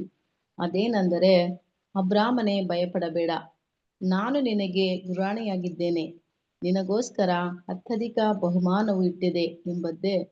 ಅದಕ್ಕೆ ಅಬ್ರಾಮನು, ಕರ್ತನಾದ ಯೆಹೋವನೇ, ನನಗೆ ಏನು ಕೊಟ್ಟರೇನು? ನಾನು ಸಂತಾನ ಇಲ್ಲದವನಾಗಿ ಹೋಗುವನಾದ್ದರಿಂದ ನನ್ನ ಆಸ್ತಿಯೆಲ್ಲ ಅಲ್ವಾ? ಏನಂತಿದ್ದಾರೆ? ಅಬ್ರಾಹ್ಮಣೇ, ಭಯಪಡಬೇಡ, ಹೆದರಬೇಡ, ನಾನು ಏನಾಗಿದ್ದೀನಿ ನಿನಗೆ? ಗುರಾಣಿ ಅಲ್ವಾ? ನಿನ್ಗೆ ಮಹಾ ಬಲವಾಗಿದ್ದೀನಿ ಅಂದ್ರೆ ಏನರ್ಥ? ಏನು ಯಾವ ರೀತಿಯಲ್ಲಿ ಧೈರ್ಯವನ್ನ ದೇವರು ಹೇಳ್ತಾ ಇರ್ಬೋದಲ್ಲಿ? ಯಾವ ಒಂದು ವಿಷಯಕ್ಕೆ ಅಂದ್ರೆ ಅಬ್ರಾಹ್ಮನಿಗೆ ಏನ್ ಉಂಟಾಗಿದ್ರೆ ಈ ಮಾತನ್ನ ಹೇಳಿರ್ಬೋದು? ಏನಾಯ್ತು? ಇನ್ಸಿಡೆಂಟ್ ಏನಾಯ್ತು? ಆದಿಕಾಂಡ 15ನೇ ಅಧ್ಯಾಯ 1ನೇ ವಾಕ್ಯದಲ್ಲಿ ದೇವ್ರು ಈ ರೀತಿ ಮಾತಾಡ್ಬೇಕಾದ್ರೆ ಏನ್ ಇನ್ಸಿಡೆಂಟ್ ಆಯ್ತಲ್ಲಿ? ದೇವ್ರ ದೇವ್ರ ಮಾತನ್ನ ಅಬ್ರಾಮ್ ನಂಬಿದನು ಬ್ರದರ್. ನಂಬಿರೋದ್ರಿಂದ ವಾಗ್ದಾನಗಳನ್ನು ಮಾಡಿದ್ರು. ಫೀಲ್ ಮಾಡ್ತಾರೆ ಬ್ರದರ್ ಅವಾಗ. ಏನೇನು ಮಗು ಇಲ್ಲ ಅಂತ ಫೀಲ್ ಮಾಡ್ತಾರೆ ಬ್ರದರ್. ನನ್ ಕೆಲ್ಸದವ್ನ ನಾನು ಇದು ಮಾಡ್ಬೇಕಾ ಅಂತ ಫೀಲ್ ಮಾಡ್ತಾರೆ ಅವಾಗ ದೇವ್ರ ಮಾತಾಡ್ತಾರೆ. ಓಕೆ ಓಕೆ, ಸರಿ ಅಲ್ವಾ? ಆ ವಿಷಯ ಬರುತ್ತಾ ಅಲ್ಲಿ? ಓಕೆ, ಸ್ವಲ್ಪ ಸರಿ. ಅಬ್ರಾಮ್ ಜೊತೆ ಲೋಟ್ ಇರ್ತಾರೆ, ಲೋಟ್ ಅವ್ರನ್ನ ಬಿಟ್ಟು ಹೊಟ್ಟೋಗ್ಬಿಡ್ತಾರೆ. ಅರ್ಥ ಆಯ್ತಾ? ಇವಾಗ ಏನಾಗುತ್ತಂದ್ರೆ ಅಬ್ರಾಮ್ ಜೊತೆ ಯಾರು ಇರಲ್ಲ. ಅಬ್ರಾಮ್ ಕೆಲವೊಂದು ಟೈಮ್ ಒಂಟಿ ಆಗಿರ್ತಾರೆ. ಮತ್ತೆ ಸೋದಮ್ ಗೊಮೋರ ಹೋಗಿ ಏನ್ ಮಾಡ್ತಾರೆ, ಎಲ್ಲವನ್ನು ಜಯಿಸಿ ಬರ್ತಾರೆ. ಆದ್ರೂ ಕೂಡ ಅಬ್ರಾಮ್ನ ಒಂದು ಪರಿಸ್ಥಿತಿ ಏನಾಗಿರುತ್ತೆ, ತುಂಬಾ ಕಷ್ಟವಾಗಿರುತ್ತೆ. ಆದ್ರೆ ಅಬ್ರಾಮ್ನು ಈ ರೀತಿ ಎಲ್ಲ ವಿಷಯಗಳು ಮಾಡ್ಬೇಕಾದ್ರೆ ದೇವ್ರೇನ್ ಮಾಡ್ತಾರೆ, ಅಲ್ಲೇ ಮಲ್ಕಿಜೆದೇಕನ್ನ ಮೀಟ್ ಮಾಡಿ ಬರ್ತಾರೆ. ಬಂದ್ಮೇಲೆ ಏನಾಗುತ್ತೆ, ಇದೆಲ್ಲಾ ವಿಷಯಗಳು ಅವ್ರಿಗೆ ನಡೀತಾ ಇರುತ್ತೆ. ದೇವರನ್ನ ಕಾಯ್ದು ಕಾಪಾಡ್ತಾರೆ. ಕಾಪಾಡ್ಬೇಕಾದ್ರೆ ಅಬ್ರಾಮ್ನಿಗೆ ಏನ್ ಮೈಂಡ್ ಇರುತ್ತೆ, ಕರೆಕ್ಟ್, ಒಂದ್ ಕಡೆ ನನ್ ಸಂತತಿ ಇಲ್ಲ, ಲೋತು ಇಲ್ಲ, ಯಾರು ನನ್ ಜೊತೆ ಇಲ್ಲ, ಈ ತರ ಒಂದು ಮುಂದೆ ಏನಪ್ಪಾ ನಡೆಯುತ್ತೆ ಈ ಸೋದಮ್ಗನವರು ಮುಂದೆ ಏನೇನ್ ಶತ್ರುಗಳನ್ನ ಎದುರುಗೊಳ್ಬೇಕೋ ಗೊತ್ತಿಲ್ಲ. ಆದ್ರೂ ಸಂತಾನ ಇಲ್ದೆ ಸತ್ತೋಗ್ಬಿಟ್ರೆ ನನಗೆ, ಈ ನಾನು ಇದ್ದಕ್ಕೆ ಹೋದೆ ಬಂದ್ಬಿಟ್ಟೆ ಸೇಫ್ ಆಗಿ, ಅದ್ರ ಇದ್ದಲ್ಲಿ ನಾನೇ ಸತ್ತೋಗ್ಬಿಟ್ಟಿದ್ರೆ ನನ್ ಸಂತಾನೇ ಇಲ್ವಲ್ಲ. ಇದೆಲ್ಲ ಏನಾಯ್ತು ಅಂದ್ರೆ ಅಬ್ರಾಮ್ ಮೈಂಡ್ ಕುತ್ಕೊಬೇಕಾದ್ರೆ ದೇವ್ರು ಹೇಳಿದಂತ ಮಾತು ಏನಪ್ಪಾ ಅಂದ್ರೆ, ದೇವ್ರು ಯಾವ ರೀತಿ ಮಾತಾಡ್ತಾ ಇದ್ರಲ್ಲಿ ಅಂತ ನೋಡ್ಬೇಕಾರೆ, ಅಬ್ರಾಮನೇ ಹೆದರ್ಬೇಡ, ನಾನಿದ್ದೀನಿ ನಿನ್ಗೆ, ನನಗೆ ಗುರಾಣಿಯಾಗಿದ್ದೀನಿ, ಯಾರು ನಿನ್ ಏನು ಮಾಡಕ್ಕಾಗಲ್ಲ, ನನಗೆ ದೊಡ್ಡ ಬಲವಾಗಿದ್ದೀನಿ, ನಿನ್ನ ಜೀವಮಾನದಲ್ಲ ಯಾರು ನಿನ್ನ ಎದುರಿಸಲ್ಲ. ನೋಡ್ರಿ, ಒಂದ್ ದೊಡ್ಡ ಒಂದು ಬಲವನ್ನ ಏನ್ ಮಾಡ್ತಾರೆ ದೇವ್ರಲ್ಲಿ ಕೊಡ್ತಾರೆ, ಕರೆಕ್ಟ್ ಅಲ್ವಾ? ಆಗ ಈ ಟೈಮಲ್ಲಿ ನೋಡ್ಬೇಕಾದ್ರೆ ಅಬ್ರಾಮ್ ಕೇಳುವಂತ ಪ್ರಶ್ನೆ ಏನಪ್ಪಾ ಆಯ್ತು ಅಂದ್ರೆ, ದೇವ್ರೆ ನನಗೆ ಸಂತತಿ ಇಲ್ವಲ್ಲ ಅಂತ ಕೇಳ್ತಾರೆ, ಕರೆಕ್ಟ್ ಅಲ್ವಾ? ಆದ್ರೆ ಸಂತತಿ ಬರ್ಬೇಕಾದ್ರೆ, ಲೇಟಾಗಿ ಸಂತತಿ ಬರ್ಬೇಕಾದ್ರೆ ಏನಾಗುತ್ತೆ ಅವ್ರಿಗೆ, ಒಂದು ಪ್ರಶ್ನೆ ಆಗುತ್ತೆ, ನಂಬಿಕೆ ಪ್ರಶ್ನೆ ಆಗುತ್ತೆ. ಏನ್ ನಂಬಿಕೆ ಪ್ರಶ್ನೆ ಆಗುತ್ತೆ, ಇಷ್ಟು ವಯಸ್ಸಾದ್ಮೇಲೆ ನನಗೆ ಏನೋ ಮಗು ಆಗುತ್ತಾ ಅಂದ್ರೆ, ನನ್ನ ಹೆಂಡತಿ ಕೂಡ ಇರುವಂತ ಒಂದು ಪರಿಸ್ಥಿತಿಯಲ್ಲಿ ಇದಾರ ಅಂತ ಬರುತ್ತೆ. ಅವಾಗ್ಲೂ ಕೂಡ ದೇವ್ರ ಏನ್ ಮಾಡ್ತಾರೆ, ಒಂದು ವಾಗ್ದಾನವನ್ನು ಕೊಡ್ತಾರೆ ತಾನೆ. ಏನ್ ಕೊಡ್ತಾರೆ ವಾಗ್ದಾನ ಅವಾಗ? ಅಂತ ಟೈಮಲ್ಲಿ ಒಂದ್ ಮಾತು, ವಾಗ್ದಾನದ ಮಾತೊಂದು ಬರುತ್ತೆ ಬೈಬಲಲ್ಲಿ, ತುಂಬಾ ಚೆನ್ನಾಗಿದೆ ಆ ಮಾತು. ದೇವ್ರೇನ್ ಮಾಡಿದ್ದಾರೆ, ಅದನ್ನ ಬರ್ದಿಟ್ಟಿದ್ದಾರೆ ತುಂಬಾ. ಅಬ್ರಾಹ್ಮಣ ಒಂದು ವಿಷಯ 18ನೇ ಅಧ್ಯಾಯ ಆದಿಕಾಂಡ 18ನೇ ಅಧ್ಯಾಯ 14ನೇ ವಾಕ್ಯ ಓದ್ರಿ. ಆದಿಕಾಂಡ 18:14. ಯೆಹೋವನಿಗೆ ಅಸಾಧ್ಯವಾದದ್ದುಂಟೋ? ನಾನು ಯೆಹೋವನಿಗೆ ಸಾಕು ನೋಡ್ರಿ, ಒಂದೇ ಅಷ್ಟೇ, ಅದ್ ಅಂಡರ್ಲೈನ್ ಮಾಡ್ರಿ, ನಮ್ಮ ಮೈಂಡ್ ಅಲ್ಲಿ ಯಾವಾಗ್ಲೂ ಇಟ್ಕೊಬೇಕು. ಯೆಹೋವನಿಗೆ ಅಸಾಧ್ಯವಾದದ್ದು ಉಂಟೋ, ರೈಟ್ ಅಲ್ವಾ? ತಂದೆಯಾದ ದೇವರಿಂದ ಆಗಲ್ಲ ಅನ್ನೋದು ಏನೂ ಇಲ್ಲ, ಮಾಡ್ತಾರೆ. ಮಾಡ್ತಾ ಇಲ್ಲ ಅಂದ್ರೆ ಕಾರಣ ಇರುತ್ತೆ ಅಷ್ಟೇ, ಆದ್ರೆ ತಂದೆಯಾದ ದೇವರಿಂದ ಎಲ್ಲ ಆಗುತ್ತೆ ಅಲ್ವಾ? 100 ವಯಸ್ಸಾದ್ರೂ ಮಗು ಕೊಡಕ್ಕೆ ದೇವ್ರಿಗೆ ಗೊತ್ತು, ವಯಸ್ಸಾದ್ಮೇಲೆನೂ ಮಗು ಕೊಡೋದು ದೇವರಿಂದ ಅಸಾಧ್ಯವಾದ್ದೇ ಅಲ್ಲ. ಇದೆಲ್ಲ ಏನಪ್ಪಾ ಅಂದ್ರೆ, ಏನಕ್ಕೆ ಈ ವಿಷಯ ನಾನು ಓದಿಸ್ತಾ ಇದ್ದೀನಿ ಇಲ್ಲಿ ನಿಮ್ಗೆ ಅಂದ್ರೆ, ಅಬ್ರಾಮ್ನಿಗೆ ಏನೆಲ್ಲ ದೇವ್ರ ಮಾತು ಕೊಟ್ರೋ ಆ ಮಾತು, ಆ ವಾಗ್ದಾನ ನಂಬಿಕೆ ಇಟ್ಟಿರುವಂತ ಆತನ ಸಂತತಿಗೂ ಏನಾಗುತ್ತೆ, ಅಪ್ಲಿಕೇಬಲ್ ಆಗುತ್ತೆ. ಇಲ್ಲಿ ನಾವು ಕೂಡ ಅಬ್ರಾಹ್ಮಣ ಹೆಜ್ಜೆಜಾಡಿನ ಹಿಡಿದು ನಡೆಯೋದಾಗಿದ್ರೆ ಅಬ್ರಾಹ್ಮಣಿಗೆ ಕೊಟ್ಟಂತ ವಾಗ್ದಾನದ ಮೇಲೆ ನಂಬಿಕೆ ಇಡೋರಾಗಿರ್ಬೇಕು, ಕರೆಕ್ಟಾ? ನಾವ್ ಆಗ್ಲೇ ಓದಿದ್ವಿ, ದೇವ್ರು ನಮ್ಗೆ ದೊಡ್ಡ, ನಾನಿನ್ನ ಏನಾಗಿದ್ದೀನಿ, ನಾನಿನ್ನ ಭಯಪಡ್ಬೇಡ, ನಾನಿನ್ಗೆ ಒಂದು ಗುರಾಣಿಯು ಮಹಾ ಬಲವಾಗಿದ್ದೀನಿ ಅಂತ ಹೇಳಿದ್ರು. ಸೊ ದೇವ್ರು ನಮ್ಗೆ ಆ ಮಾತು ಹೇಳ್ತಾರೆ, ಅದು ನಮ್ಗೆ ಅಪ್ಲೈ ಆಗುತ್ತಾ? ಆಗುತ್ತೆ ಬ್ರದರ್. ಆಗುತ್ತಲ್ವಾ? ಇವತ್ತು ದೇವ್ರ ಅನುಮತಿ ಇಲ್ಲದೆ ದೇವ್ರ ಮಕ್ಕಳನ್ನ ಯಾರಾದ್ರೂ ಮುಟ್ತಾರಾ? ಇಲ್ಲ. ಅದು ದೇವ್ರ ಮಕ್ಕಳು ಈ ನಂಬಿಕೆ ನಮ್ಗಿದೆಯಾ? ನಮ್ಮ ಹೃದಯದಲ್ಲಿ ಯಾವ್ದಾದ್ರು ಈ ತರ ಯೋಚನೆ ಮಾಡ್ತಿದೀವ ನಾವು?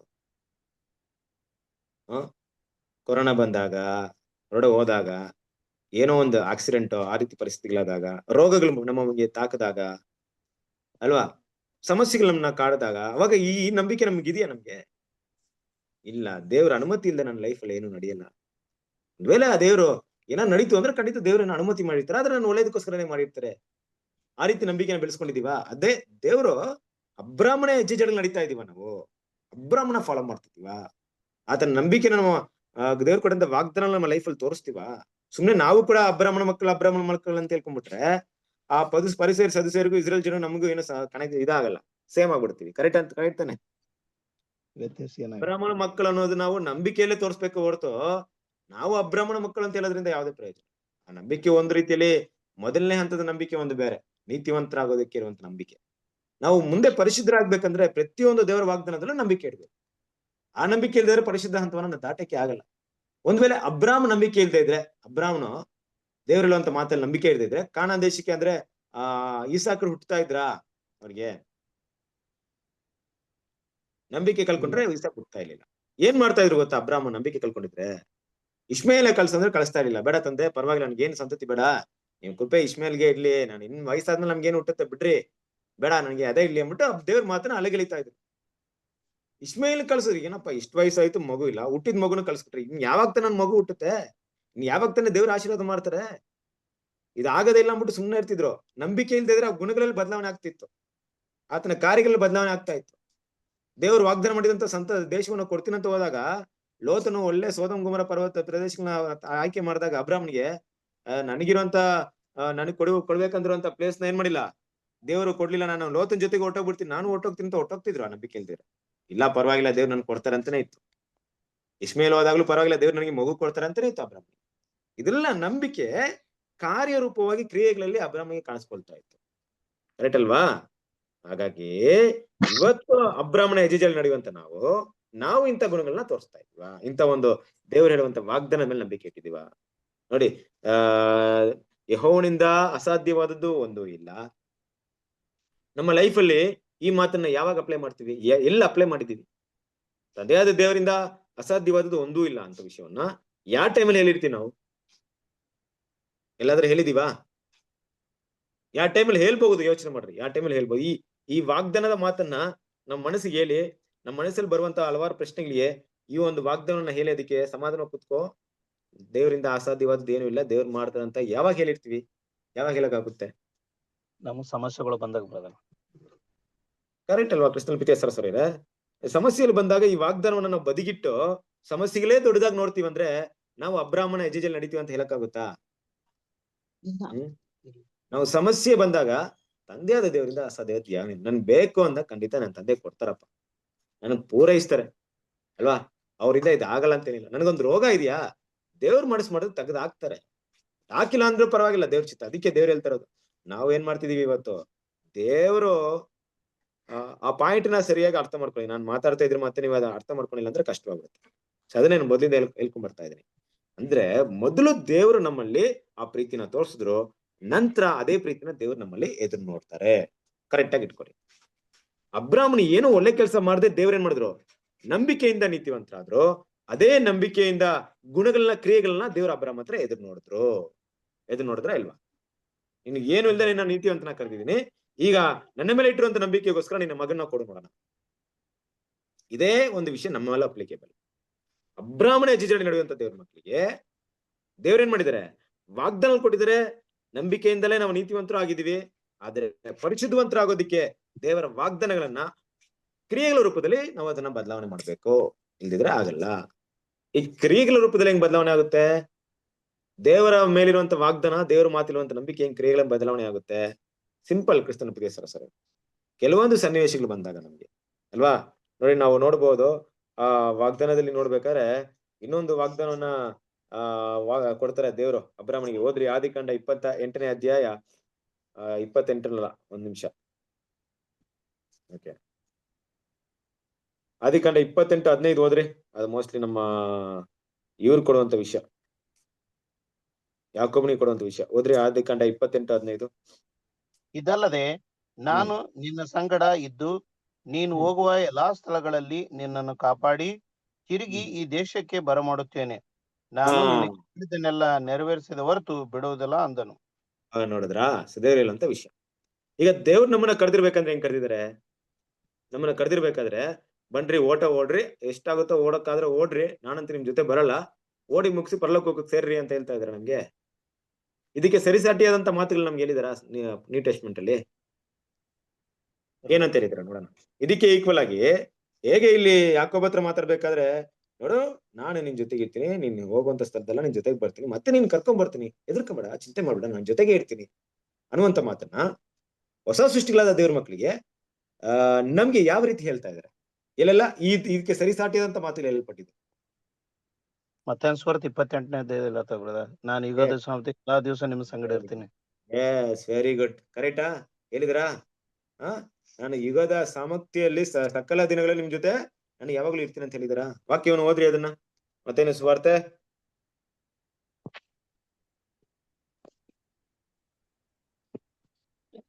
28:18 ಬ್ರದರ್. ಓದಿ. ಪರಲೋಕದಲ್ಲಿ ಭೂಲೋಕದಲ್ಲಿ ಎಲ್ಲಾ ಅಧಿಕಾರಗಳು ನನಗೆ ಕೊಡಲ್ಪಟ್ಟಿದೆ. ಆದುದರಿಂದ ನೀವು ಹೊರಟು ಹೋಗಿ ಎಲ್ಲಾ ದೇಶಗಳ ಜನರನ್ನು ಶಿಷ್ಯರನ್ನಾಗಿ ಮಾಡಿರಿ.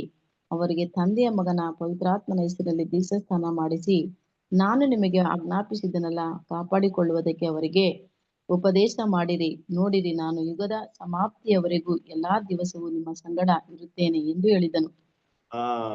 ನೋಡಿ, ನಾನು ಯುಗದ ಸಮಾಪ್ತಿಯವರೆಗೂ ಎಲ್ಲಾ ದಿನಗಳಲ್ಲೂ ಎಲ್ಲಾ ಕೊನೆಯವರೆಗೂ ನಿಮ್ ಜೊತೆ ಇದೀನಿ ಅಂತ ಹೇಳಿದ್ರೆ ಕರೆಕ್ಟಾ? ಹಂಗಂದ್ರೆ ಏನರ್ಥ? ಕೆಲವೊಂದ್ ಟೈಮಲ್ಲಿ ನಾವ್ ಹೆಂಗೆ ಆಗ್ತಿವಿ, ನನ್ನನ್ನು ಯಾರು ಕೇರ್ ಮಾಡಿಲ್ಲ, ನನ್ಗೆ ಯಾರು ನೋಡ್ತಾ ಇಲ್ಲ, ನಾನು ಏನು ಇಲ್ದೆ ಆಗ್ಬಿಟ್ಟಿದೀನಿ, ಅನಾಥನಾಗ್ಬಿಟ್ಟಿದೀನಿ, ದಿಕ್ಕುಪಾಲಾಗ್ಬಿಟ್ಟಿದೀನಿ ಅಂತ ಈ ಮಾತುಗಳೆಲ್ಲ ಮನ್ಸಲ್ಲಿ ಬರುತ್ತಾ ನಮ್ಗೆ? ಈ ರೀತಿ ಆಲೋಚನೆಗಳು ಬರುತ್ತಾ ಮೈಂಡಲ್ಲಿ? ನನ್ನನ್ನು ಕೇರ್ ಮಾಡೋರಿಲ್ಲ, ನನ್ ನೋಡೋರಿಲ್ಲ ಅಂದ್ಬಿಟ್ಟು. ಯಾಕೆ ಈ ಆಲೋಚನೆ ಬರ್ತಾ ಇದೆ ಗೊತ್ತಾ ದೇವ್ರ ಮಕ್ಳಿಗೆ? ನಾವು ಮನುಷ್ಯರ ಹತ್ರ ಎದುರು ನೋಡ್ತಾ ಇದೀವಿ ಅಷ್ಟೇ. ಬಟ್ ದೇವ್ರು ಹೇಳಿದಂತ ಮಾತಲ್ಲಿ ನಂಬಿಕೆ ಇದ್ರೆ ಈ ರೀತಿ ಮಾತು ನಮ್ಮ ಹೃದಯದಲ್ಲಿ ಬರ್ತಾ ಇತ್ತಾ? ಬರ್ತಾ ಇಲ್ಲ. ಬದಲಾಗಿ ನಾವೇನ್ ಹೇಳ್ತಾ ಇದ್ವಿ, ಬಿಡು ನಮ್ಮ ಕರ್ತನ ಹೇಳಿದಾನೆ ಯುಗದ ಸಮಾಪ್ತಿ ನನ್ ಜೊತೆಗೆ ಇರ್ತಾನೆ ಅಂತ ಹೇಳಿದ್ದಾನೆ, ನನ್ ಜೊತೆಗಿದ್ದಾರೆ ಬಿಡು, ಅವ್ರನ್ನ ನೋಡ್ಕೊಳ್ತಾರೆ ಬಿಡು ಅಂತ ಹೇಳ್ತಾ ಇದ್ವಾ? ಇದೇ ತಾನೇ ನಂಬಿಕೆ, ಕರೆಕ್ಟ್ ಅಲ್ವಾ? ಇಂತಹ ಸನ್ನಿವೇಶಗಳು ನಾವು ಹೇಳುವಂತ ಮಾತನೇ ನಂಬಿಕೆಗೆ ಕಾರಣವಾಗಿರುತ್ತೆ. ಇಲ್ದಿದ್ರೆ ಏನಾಗುತ್ತೆ, ಮನುಷ್ಯರನ್ನ ನಾನು ನೋಡಕ್ ಬಡಿಲ್ಲ, ಅವ್ರು ನೋಡಕ್ ಬಡಿಲ್ಲ, ಇವ್ರು ಕೇರ್ ಮಾಡಿಲ್ಲ, ಅವ್ರು ಕೇರ್ ಮಾಡಿಲ್ಲ ಅಂತ ಮನುಷ್ಯರ ಮೇಲೆ ಗುಣಗುಟ್ಕೊಂಡು ಮನುಷ್ಯರ ಮೇಲೆ ಅಪೋಸಿಷನ್ ಮಾಡ್ಕೊಂಡು ಬೇರೆ ರೀತಿಯ ಗುಣಗಳನ್ನ ಬೆಳೆಸ್ಕೊಂಡ್ಬಿಡ್ತೀವಿ. ನಮ್ಮ ದಿಕ್ಕು ಬದಲಾವಣೆ ಆಯ್ತಾ, ನಮ್ಮ ದಾರಿ ಬದಲಾವಣೆ ಆಯ್ತಾ, ನಮ್ಮ ಗುಣಗಳು ಬದಲಾವಣೆ ಆಯ್ತಾ? ನಂಬಿಕೆ ಒಂದಿಲ್ಲದೆ ಇದ್ರಿಂದ ನಮ್ಮ ಗುಣಗಳೆಲ್ಲ ಹೆಂಗ್ ಬದಲಾವಣೆ ಆಯ್ತು ನೋಡಿ. ಅದೇ ಇನ್ನೊಂದು ಹೇಳ್ತಾರೆ, ಇಬ್ರಿದವರಿಗೆ 13ನೇ ಅಧ್ಯಾಯ 5ನೇ ವಾಕ್ಯ. ಇಬ್ರಿದವರಿಗೆ 13ನೇ ಅಧ್ಯಾಯ 5ನೇ ವಾಕ್ಯ.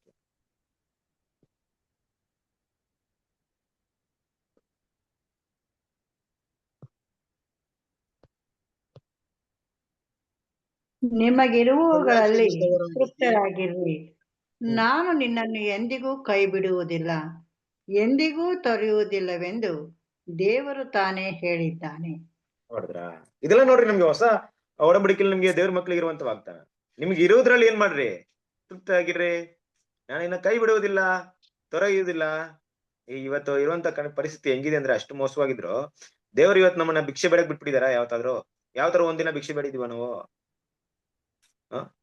ದೇವ್ರ ಮಕ್ಳನ್ನ ದೇವರು ಯಾವ ರೀತಿ ಇಟ್ಟಿದ್ದಾರೆ ಅಂದ್ರೆ ನೋಡ್ರಿ, ಇದೆಲ್ಲ ಏನಪ್ಪಾ ಅಂದ್ರೆ ಕೆಲವೊಂದ್ ಸನ್ನಿವೇಶ ನಮ್ಗೆ ಬರೋದ್ ಕಾರಣ ಏನಪ್ಪಾ ಅಂದ್ರೆ ಈ ವಾಗ್ದಾನದ ಮೇಲೆ ನಂಬಿಕೆ ಇಡಲ್ಲ ಅಲ್ವಾ?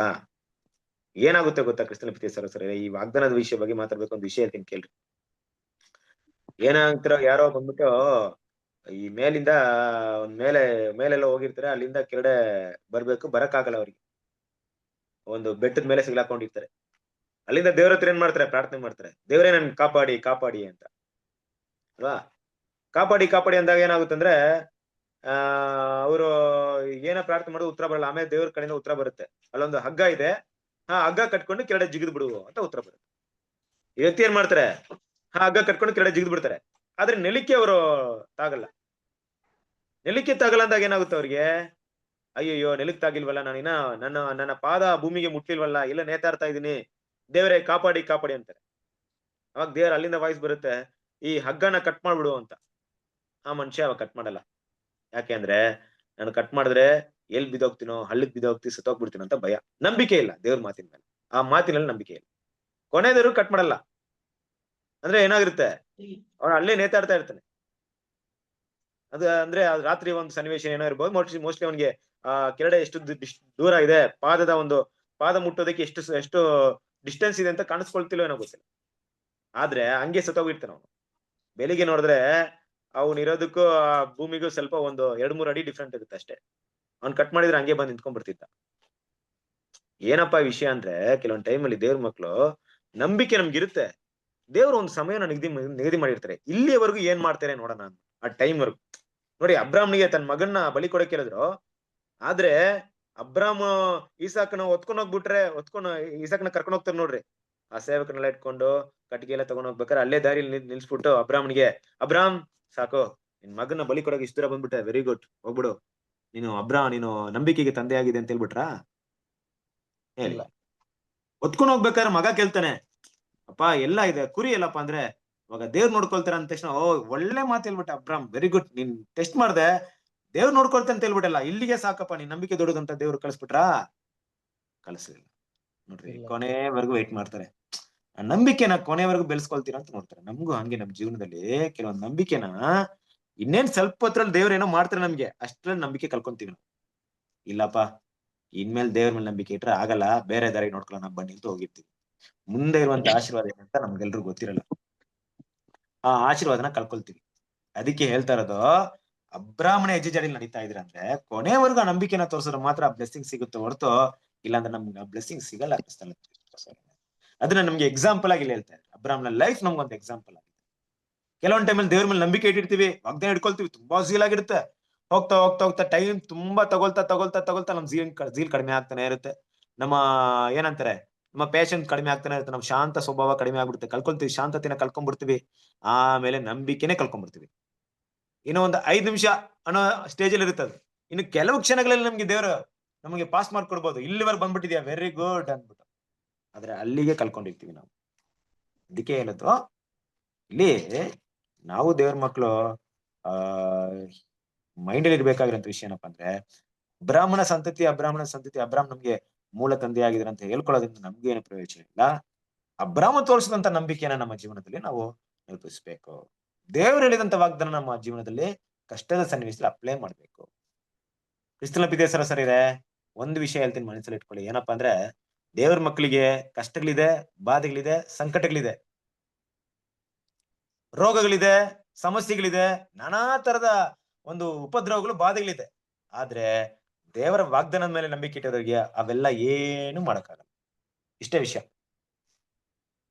ದೇವರ ಮಾತಿನಲ್ಲಿ ಯಾವಾಗ ನಂಬಿಕೆ ಇಟ್ಕೊಂಡಿರ್ತೀವೋ, ಇದೆಲ್ಲ ಇದ್ರೂ ಕೂಡ ಅದು ನಮ್ಮನ್ನ ಏನು ಮಾಡಲ್ಲ. ನಮ್ಮನ್ನ ಬರುತ್ತೆ, ನಮ್ ಜೊತೆ ಇರುತ್ತೆ, ಹೊಟ್ಟೋಗ್ಬಿಡುತ್ತೆ ಅಷ್ಟೇ. ಇನ್ ಸಾಯೋ ತನಕ ಬೇಕಾದ್ರೆ ಇರ್ಬೋದು, ಆದ್ರೆ ನಮ್ಮನ್ನ ಹಾಳು ಮಾಡಕ್ಕಂತೂ ಆಗಲ್ಲ.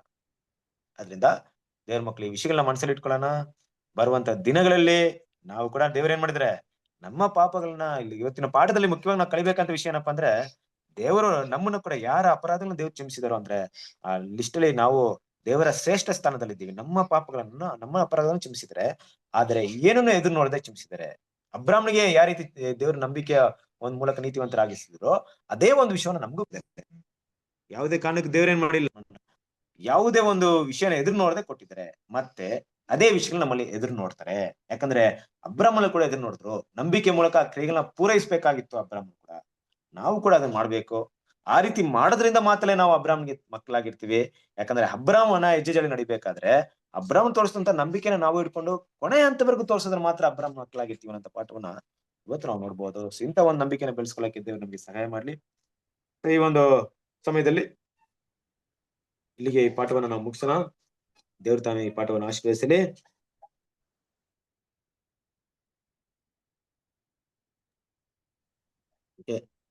ಏನಾದ್ರು ಯಾರಿಗಾದ್ರೂ ಏನಾದ್ರು ಕೇಳ್ಬೇಕಾಗಿದೆಯಾ? ವಿಷಯಗಳು ಏನಾದ್ರು ಇದೆಯಾ ಈ ಪಾಠದ ಬಗ್ಗೆ?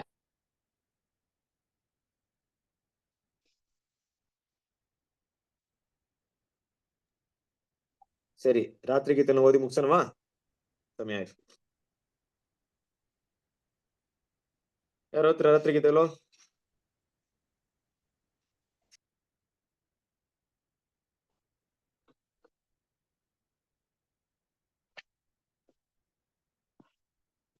ರಾತ್ರಿ ಗೀತೆಗಳು ಯಾರು ಓದ್ತೀರಾ?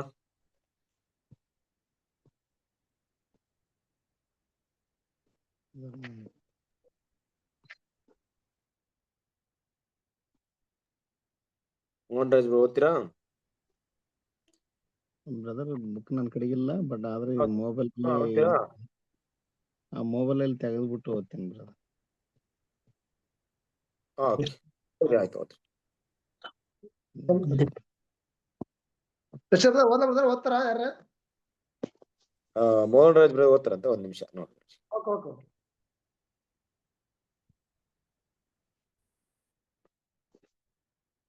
ಬ್ರದರ್ ಓದ್ಲಾ ಬ್ರದರ್? ಆದ ಕಾರಣ ಪ್ರಿಯರೇ, ನೀವು ಈ ಸಂಗತಿಗಳನ್ನು ಮುಂದಾಗಿ ತಿಳಿದುಕೊಂಡಿರುವುದರಿಂದ ದುಷ್ಟರ ತಪ್ಪಿನಂತೆ ಸಡಿಸಲ್ಪಟ್ಟು ನಿಮ್ಮ ಸ್ಥಿರ ಮನಸ್ಸನ್ನು ಭ್ರಷ್ಟರಾದಂತೆ ಎಚ್ಚರವಾಗಿರ್ರಿ. 2 ಪೇತ್ರ 3:17. ದೈವಿಕ ಯೋಜನೆಗಳನ್ನು ಇತರರಿಗೆ ಬೋಧಿಸಲು ಪ್ರಯತ್ನಿಸುವವರೆಲ್ಲರೂ ವಿಶೇಷವಾದ ಶೋಧನೆಗಳಿಗೆ ಗುರಿಯಾಗುತ್ತಾರೆ. ಆದ್ದರಿಂದ ಕರ್ತನಿಗೆ ಮತ್ತು ಆತನ ಜನರಿಗೆ ಸೇವೆ ಸಲ್ಲಿಸುವುದಕ್ಕೆ ಪವಿತ್ರಾತ್ಮದ ಕೃಪೆಗಳ ಜೊತೆಗೆ ಜ್ಞಾನವು ದೊಡ್ಡ ಅಳತೆಯಲ್ಲಿ ಅವಶ್ಯವಿದೆ. ಜ್ಞಾನದ ಪ್ರವೃತ್ತಿಯ ಅಪೊಸ್ತಲನು ನಮ್ಮ ಗಮನಕ್ಕೆ ತರುವ ಹಾಗೆ ಅದು ಕೇವಲ ಉಬ್ಬಿಕೊಳ್ಳುವಂತೆ ಮಾಡುವುದು ವ್ಯರ್ಥ ಮತ್ತು ಅಹಂಕಾರಿಯಾಗುವಂತೆ ಮಾಡುವುದು ಹಾಗೂ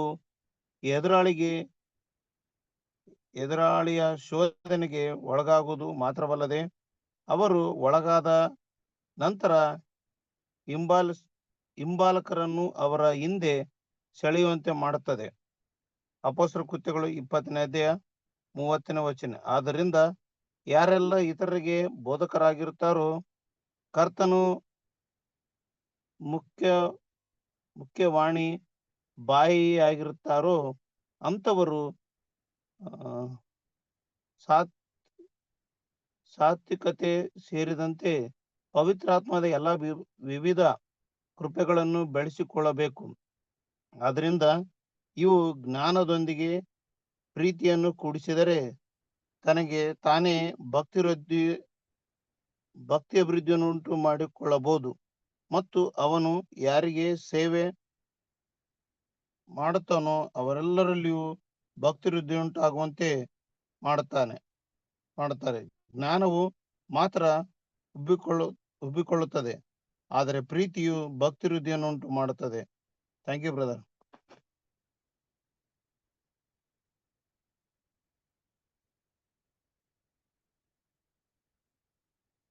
ಥ್ಯಾಂಕ್ ಯು. ಕ್ರಿಸ್ತನ ಪ್ರೀತಿಯ ಸಹೋದರರೇ, ಇವತ್ತಿನ ಒಂದು ರಾತ್ರಿ ಗೀತೆಗಳು ಕೂಡ ತುಂಬಾ ಒಂದು ಒಳ್ಳೆಯ ಒಂದು ವಿಷಯವನ್ನ ಹೇಳ್ತಾ ಇದೆ. ಮೆಡಿಟೇಟ್ ಮಾಡಿ, ಧ್ಯಾನ ಮಾಡಿ, ಎಲ್ರಿಗೂ ಕೂಡ ಉಪಯೋಗವಾಗುತ್ತೆ. ತುಂಬಾ ವಿಷಯಗಳು ಅಡಕವಾಗಿದೆ. ಅದನ್ನ ನಿಧಾನಕ್ಕೆ ಅಂದ್ರೆ ಒಂದು ಫಾರ್ಮಾಲಿಟಿಯಾಗಿ ಸ್ಟಡಿ ಮಾಡೋದ್ ಬೇಡ. ಅಂದ್ರೆ ಇವಾಗ ನಾವು ಓದಿದ್ದು ಓಕೆ, ಯಾಕಂದ್ರೆ ನನಗೆ ಎಕ್ಸ್ಪ್ಲೇನ್ ಮಾಡಕ್ ಟೈಮ್ ಇಲ್ಲ, ಈಗ ಅದಕ್ಕೂ ಸಮಯ ಆಗ್ಬಿಡುತ್ತೆ. ನೆಕ್ಸ್ಟ್ ಟೈಮ್ ಇಂದ ಏನ್ ಮಾಡ್ತೀರಾ ಅಂದ್ರೆ ಅದನ್ನ ಮಲಗೋಕ್ಕಿಂತ ಮೊದಲು ಪ್ರತಿದಿನ ಕುತ್ಕೊಂಡು ಸ್ವಲ್ಪ ಒಂದು 5 ನಿಮಿಷ ಇಲ್ಲ 10 ನಿಮಿಷ ಅದಕ್ಕೆ ಮೆಡಿಟೇಟ್ ಮಾಡಕ್ಕೆ ಟೈಮ್ ಕೊಡಿ. ತುಂಬಾ ಒಳ್ಳೆ ವಿಷಯ ನಿಮ್ಗೆ ಅರ್ಥವಾಗುತ್ತೆ. ದೇವ್ರು ನಿಮ್ಗೆ ಜ್ಞಾನವನ್ನು ಕೊಡ್ತಾರೆ. ಓಕೆ, ದೇವ್ರು ನಿಮ್ಮೆಲ್ಲರನ್ನ ಆಶೀರ್ವದಿಸಲಿ. ಸೊ ಈ ಒಂದು ಕೂಟವನ್ನ ಅಂತ್ಯ ಮಾಡುವಾಗ ನಾವು ಪ್ರಾರ್ಥನೆ ಮಾಡಿ ಕೂಟವನ್ನ ಮುಗಿಸೋಣ. ನನ್ನ ಮಧ್ಯದಲ್ಲಿರುವಂತ ನಮ್ಮ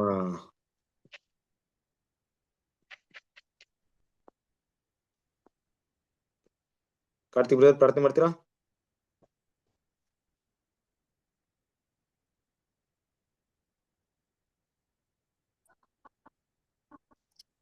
ಬ್ರದರ್, ಪ್ರಾರ್ಥನೆ ಮಾಡಿಕೊಳ್ಳೋಣ. ನಮ್ಮನ್ನು ಬಹಳವಾಗಿ ಪ್ರೀತಿಸುವ ಪರಲೋಕ ತಂದೆಯೇ, ನಿಮಗೆ ಸ್ತೋತ್ರ ಕರ್ತನೆ.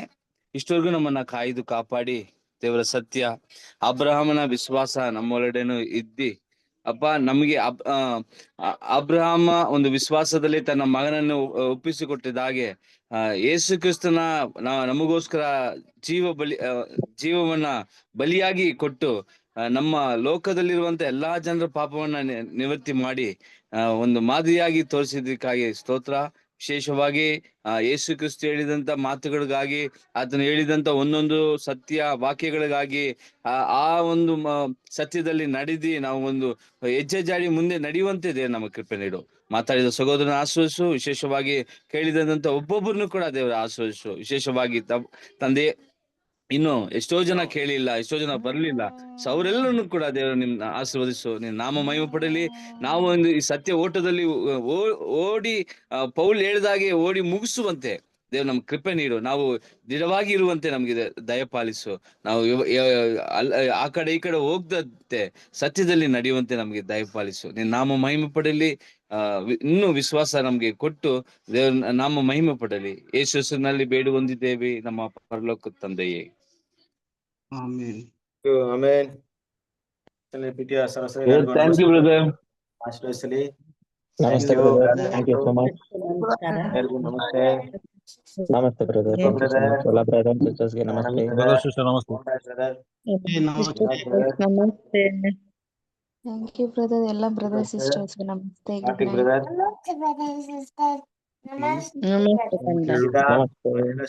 ಕವಿತಾ ಮಾಸ್ಟರ್ ನಮಸ್ತೆ. ಎಲ್ಲರಿಗೂ ನಮಸ್ತೆ. ನಮಸ್ತೆ ಚಿಂತಮ್ಮ.